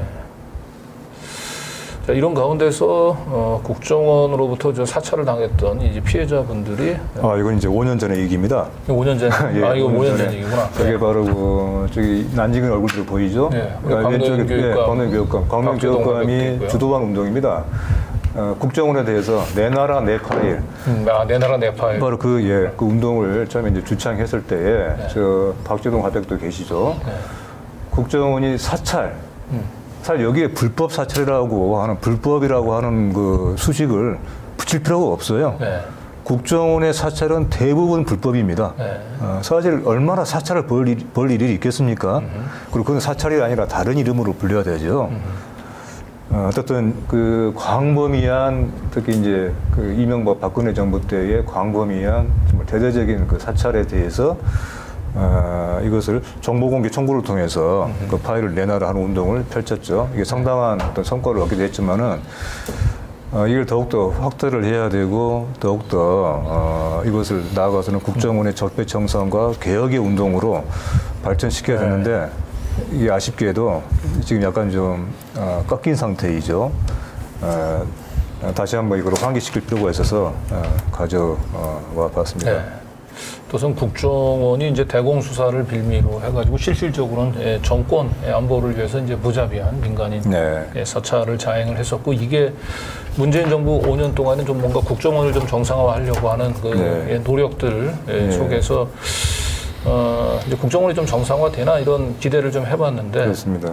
지금 어쨌든 윤석열 정부는 사실상 노골적으로 지금 이 서울시 간첩 조작단 사건에 관련됐던 사람들에 대해서 아무런 징계 조치를 스스로 좀 취하고 있지도 않고 그렇습니다. 거꾸로 거기 관여됐던 검사는 지금 영전을 오히려 시키고 포상을 받는 거죠. 그런 말 했잖아요. 어제의 죄악에 대해서 벌을 주지 않는다고 하는 것은 내일의 죄를 범하는 것에 용기를 주는 것이다. 유명한 까미의 그 말이지 않습니까? 그것의 가장 극명한 지금 어떤 그 장면이 바로 지금 아까도 얘기했지만은 이 증거 조작에 관여했던 검사가 청와대 대통령실에 있고 발탁이 된 것이죠. 영전을 한 것이죠. 그것도 다른 일도 아니고 공직기강을 담당하는 비서관에 있다고 하는 거 이것은 참 기가 막힌 코미디이죠. 기가 막힌 희극입니다. 그 지금 제가 이제 국정원 파일 공개 운동에 대해서 제가 얘기를 드리게 되면은 이것은 광명 교육감이라든가 뭐 박재동 화백이라든가 이런 진보적인 운동을 하는 몇몇 일부의 인사들에 대해서 사찰하는 거겠지라고 생각할 수가 있어요. 근데 당시에 확인된 건데요. 자, 이때 국정원의 사찰을 받았던 사람들 중에는 이런 이름들이 있습니다. 가수 이효리 씨, 야구 선수 이승엽 씨. 이승엽 씨가 도대체 왜 국정원으로부터 사찰을 받아야 됐는지, 이거 아마 여기 이제 밝혀지지 않은 명단 중에 보통의 평범한 사람들이 얼마나 많이 있을까. 그래서 이것은 결코 어느 특정한 분야에 매우 매우 특별한 활동을 하는 사람들만의 문제가 아니다 하는 것에 대해서 우리가 제대로 알 필요가 있겠다. 그런 생각이 들죠. 어쨌든 뭐 과거 그 공안 통치의 이제 망령이 지금 스물스물 지금 우리 전체 사회를 지금 다시 위협하고 있는 가운데서 대통령도 검찰도 국정원도 지금 믿을 게 없고 다음 달 사법부가 좀 우리 유우성 씨 사건을 통해서 좀 제동을 좀 걸어주길 희망을 합니다. 자, 그 마지막으로 좀 만평 몇 개 좀 살펴보고 넘어갈까요? 박순찬 화백.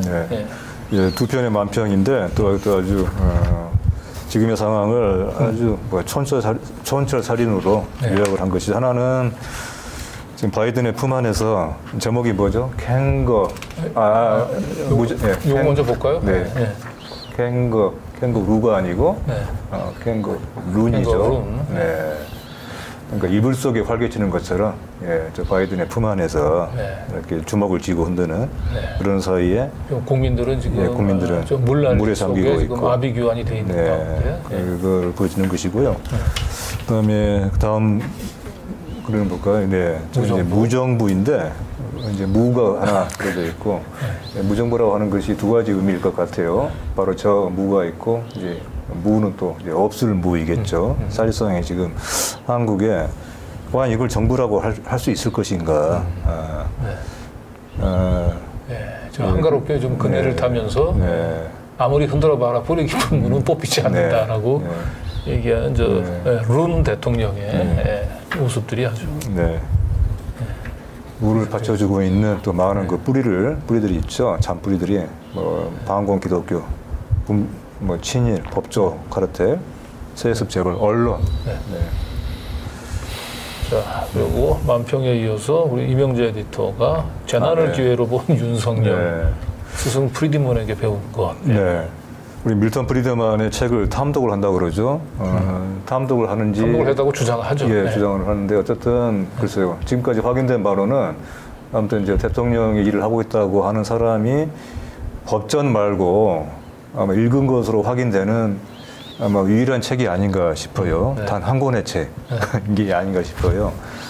근데 바로 그 프리드만이 그 과거에 미국의 뉴올리언즈 카트리나 그 재방 붕괴 때 한 얘기가 있어요. 월스트리트 저널에 기고를 냈어요. 자, 이 재난은 한편 비극이지만 한편으로는 기회다. 학교 개혁을 할 수 있는, 그러니까 학교가 다 이제 물에 잠기고 학교 시스템이 파괴됐지 않습니까?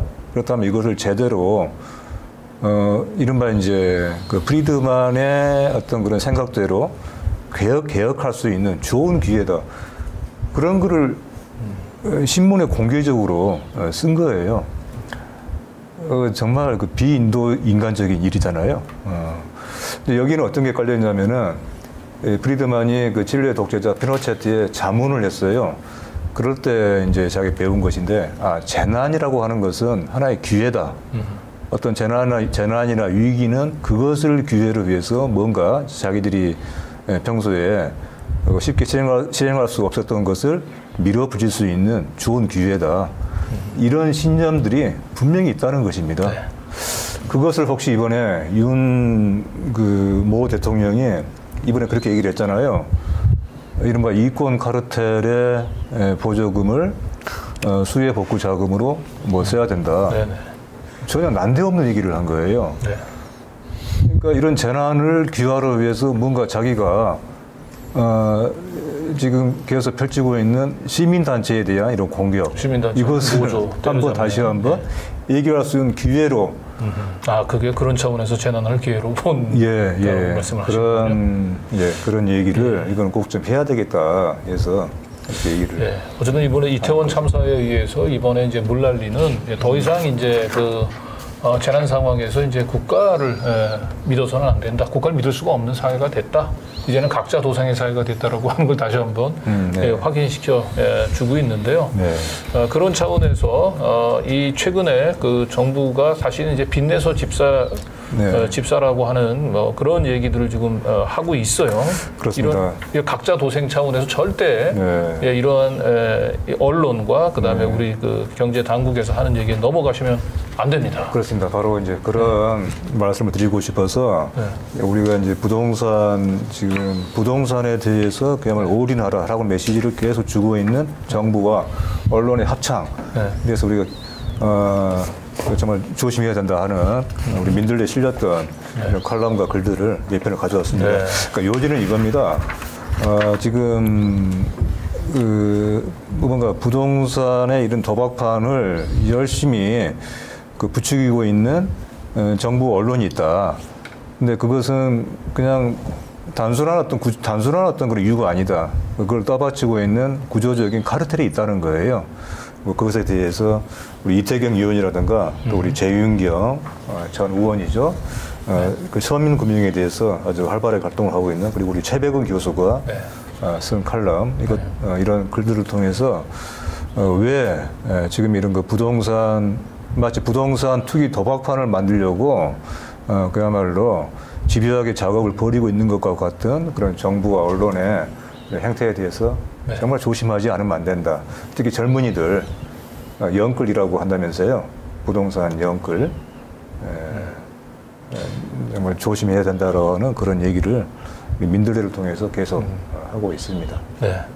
요즘 어쨌든 부동산 가격이 다시 그 반등하는 거 아니냐, 또 지금이 이제 집을 좀 사야 될 타이밍이 아니냐, 여기서 또 놓치면 다시 영영 집을 살 기회가 없어지는 거 아니냐라고 하는 이제 불안감을 자꾸 불안하게 하는 거예요. 자꾸 조장을 여기 하고 끼지 있는데, 않으면은 손해를 보는 것처럼. 네, 이런 가운데서 뭔가 좀 다른 시각에서 현재 부동산 시장을 조망하고 싶은 우리 그 시민분들은 민들레에 들어보시면 좋은 칼럼들이 많이 있습니다. 네. 이런 칼럼들을 읽어보시면서 다시 한번. 또 많이도 있더라고요. 네. 의외로 제기를 합니다. 네. 자, 그리고 여기 윤석열 퇴진이 왜 국익인가라고 하면서 이제 함석헌 기념 사업회. 네.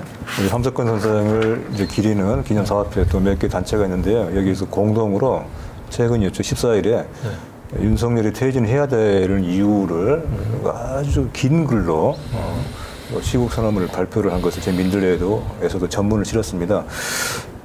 특히 이제 이 글이 의미가 있었던 것은 이번 주가 재헌절 주간이지 않습니까? 네. 헌법을 생각하게 되는, 지금 우리의 헌법이 어떤 상황인지, 얼마나 지금 위헌적인 행태들이 벌어지고 있는지를 다시 한번 생각해보는 그런 시간으로 삼자. 그래서 한번 굉장히 그 상세하게, 그리고 아주 그 함석헌 선생님의 그런 그 사상의 맥락에서 아주 왜 지금 우리가 이런 얘기를 해야 되는지에 대해서 아주 길게 담담하게 설명한 글입니다. 네. 좀 읽어보시면 좋겠네요. 네. 우리 뭐 촛불 그 집회 가면은 이제 윤석열이 그 우리나라의 이제 최대 오염수다 이런 얘기를 나왔는데, 여기서는 이제 똑같은 맥락이긴 합니다만 윤석열 퇴진이 그래서 왜 국익인가라는 이제 질문을 던지고 있습니다. 네. 자, 이제 마지막으로 이제 뭐 민들레 이제 저희가 준비했던 소식들은 이제 오늘 다 다룬 것 같죠. 예. 마지막으로 저희가 준비했던 이 사진, 후원을 독려하는 사진입니다. 예, 저건 다름이 아니고 지난주에 저희가 이제 촛불 집회 전국 집중 촛불할 때는 항상 저희 민들레가 나가서 덧담사도 같이 하지 않습니까? 홍보도 하고 시민들만 찾아오시는데, 거기에 어떤 분이 찾아오셔가지고 내놓고 간 통입니다. 그러니까 동전을 매일같이 모아서 민들레 후원하기 위해서 동전을 매일같이 모았다는 거예요. 아주 참 저희로서는 참 뭉클한 그런 말씀이셨고, 예전에 저희 더 탐사에서도 이제 산골에 사시는 이제 한 시민분 60 노인분이 이제 나는 뭐 은행에 갈 수도 없고 그래가지고 매달 한 번씩 봉투에다 10,000원짜리 하나 넣으셔가지고 그걸 이제 등기우편으로 보낸 게 참 우리한테 감동이었는데, 이렇게 깡통에 들어있는 저 동전 한 입 한 입 모으면서 얼마나 민들레가 잘 됐으면 하는 그런 마음을 담았겠습니까? 그런 사연이 있는 사진이었군요. 그래서 다시 한번 민들레, 관점 있는 뉴스 전하는 우리 민들레와 그다음에 반성하는 언론 민들레를 위한 이제 후원 부탁드리면서 오늘 방송 마감을 하도록 하겠습니다. 그리고 마감하기 전에 아이고 힘들게 우리 발걸음 하셨는데 우리 뭐 변호사님이나 유우성 씨 뭐 두 분 시청자분들한테 마지막 당부의 말씀 부탁 좀 드리겠습니다. 초대해 주셔서 너무 감사하고요. 사실은 저희들이 사건을 진행하면서 많은 언론 요청을 드렸었습니다. 사실은 그러나 이제 앞에서 말씀드렸던 종종 그런 이제 재판부나 이런 여러 가지 시간적이나 이제 이러다 보니까 많은 언론사들이 그 관심이 멀어질 수밖에 없습니다. 그리고 또한 저희들이 다시 한번 느끼는 게 저희들이 그 언론사에란 내용을 역시 보내도 옛날같이 또다시 이런 내용들을 제대로 보도가 안 되는 걸 느끼고 있습니다. 그런 속에서 어떻게 정부나 또 이런 검은 이런 힘이 미치지 않고 저희 이런 피해자나 힘든 사람들이 이런 목소리를 생생하게 담아줄 수 있는 더 탐사 또는 시민 언론 민들레를 우리가 보고 있는 많은 시민들이 관심을 가지고 후원해주고 또 진실한 목소리를 더 많은 분들이 같이 경청해주시면 너무 감사하겠다는 생각이 듭니다. 예, 저도 열심히 듣고 후원하겠습니다. 예, 감사합니다. 우리 변호사님도. 예. 저도 어떤 사안에 대해서 정말 기자 정신을 가지고 집요하게 어떤 사건을 파악하시고 그다음에 취재하시는 그런 언론이 있으면 그 사안뿐만 아니고 사회 전반을 바꿀 수 있는 큰 힘이 되더라고요. 민들레 지금 취재하시는 거 보고 굉장히 좀 많이 놀랐고요. 앞으로도 정말 이런 민들레나 더 탐사 이런 언론이 힘을 낼 수 있도록 많은 분들이 좀 적극 지지해주고 후원해줬으면 좋겠습니다. 감사합니다. 네, 초대해주셔서 감사합니다. 네, 두 분 감사드리고요. 이번에 저희가 이제 후쿠시마 오염수 방류 사태 관련해서 일본 외무성 간부가 대외 문건에서 이런 얘기를 했었죠. 예, 이 후쿠시마 오염수 방류 일시적으로 사람들이 반발할 수 있을지 모르지만 사람들은 망각의 동물이라서 곧 잊고 넘어갈 것이다. 뭐 이런 얘기를 했었는데 이 서울시 간첩단 조작 사건도 마찬가지일 거예요. 이것은 이제 윤석열 정권, 검찰 그리고 뭐 국정원 입장에서는 빨리 잊혀졌으면 하고 싶은 사건일 것 같습니다. 그러나 이 단순한 서울시 간첩단 사건은 유성 씨 개인의 불행이 아니고 누가 또 피해자가 될 수 있을지 모릅니다. 무엇보다도 우리의 국가의 공권력이 권력이 아니고 우리 시민들을 위해서 바로 서야 되는 문제하고도 직결되어 있는 겁니다. 그래서 우리는 서울시 간첩단 조작 사건을 망각이 아니고 다시 우리의 시민들 가슴 하나하나에 새기는 기억을 해야 될 사건으로 우리가 만들어야 될 것 같습니다. 그런 차원에서 오늘 함께 방송 시청해주신 시민 여러분들에게 깊은 감사를 드립니다. 저희는 다음 주에 다시 또 여기서 인사를 드리도록 하겠습니다. 지금 수고하셨습니다. 고맙습니다. 네, 고맙습니다.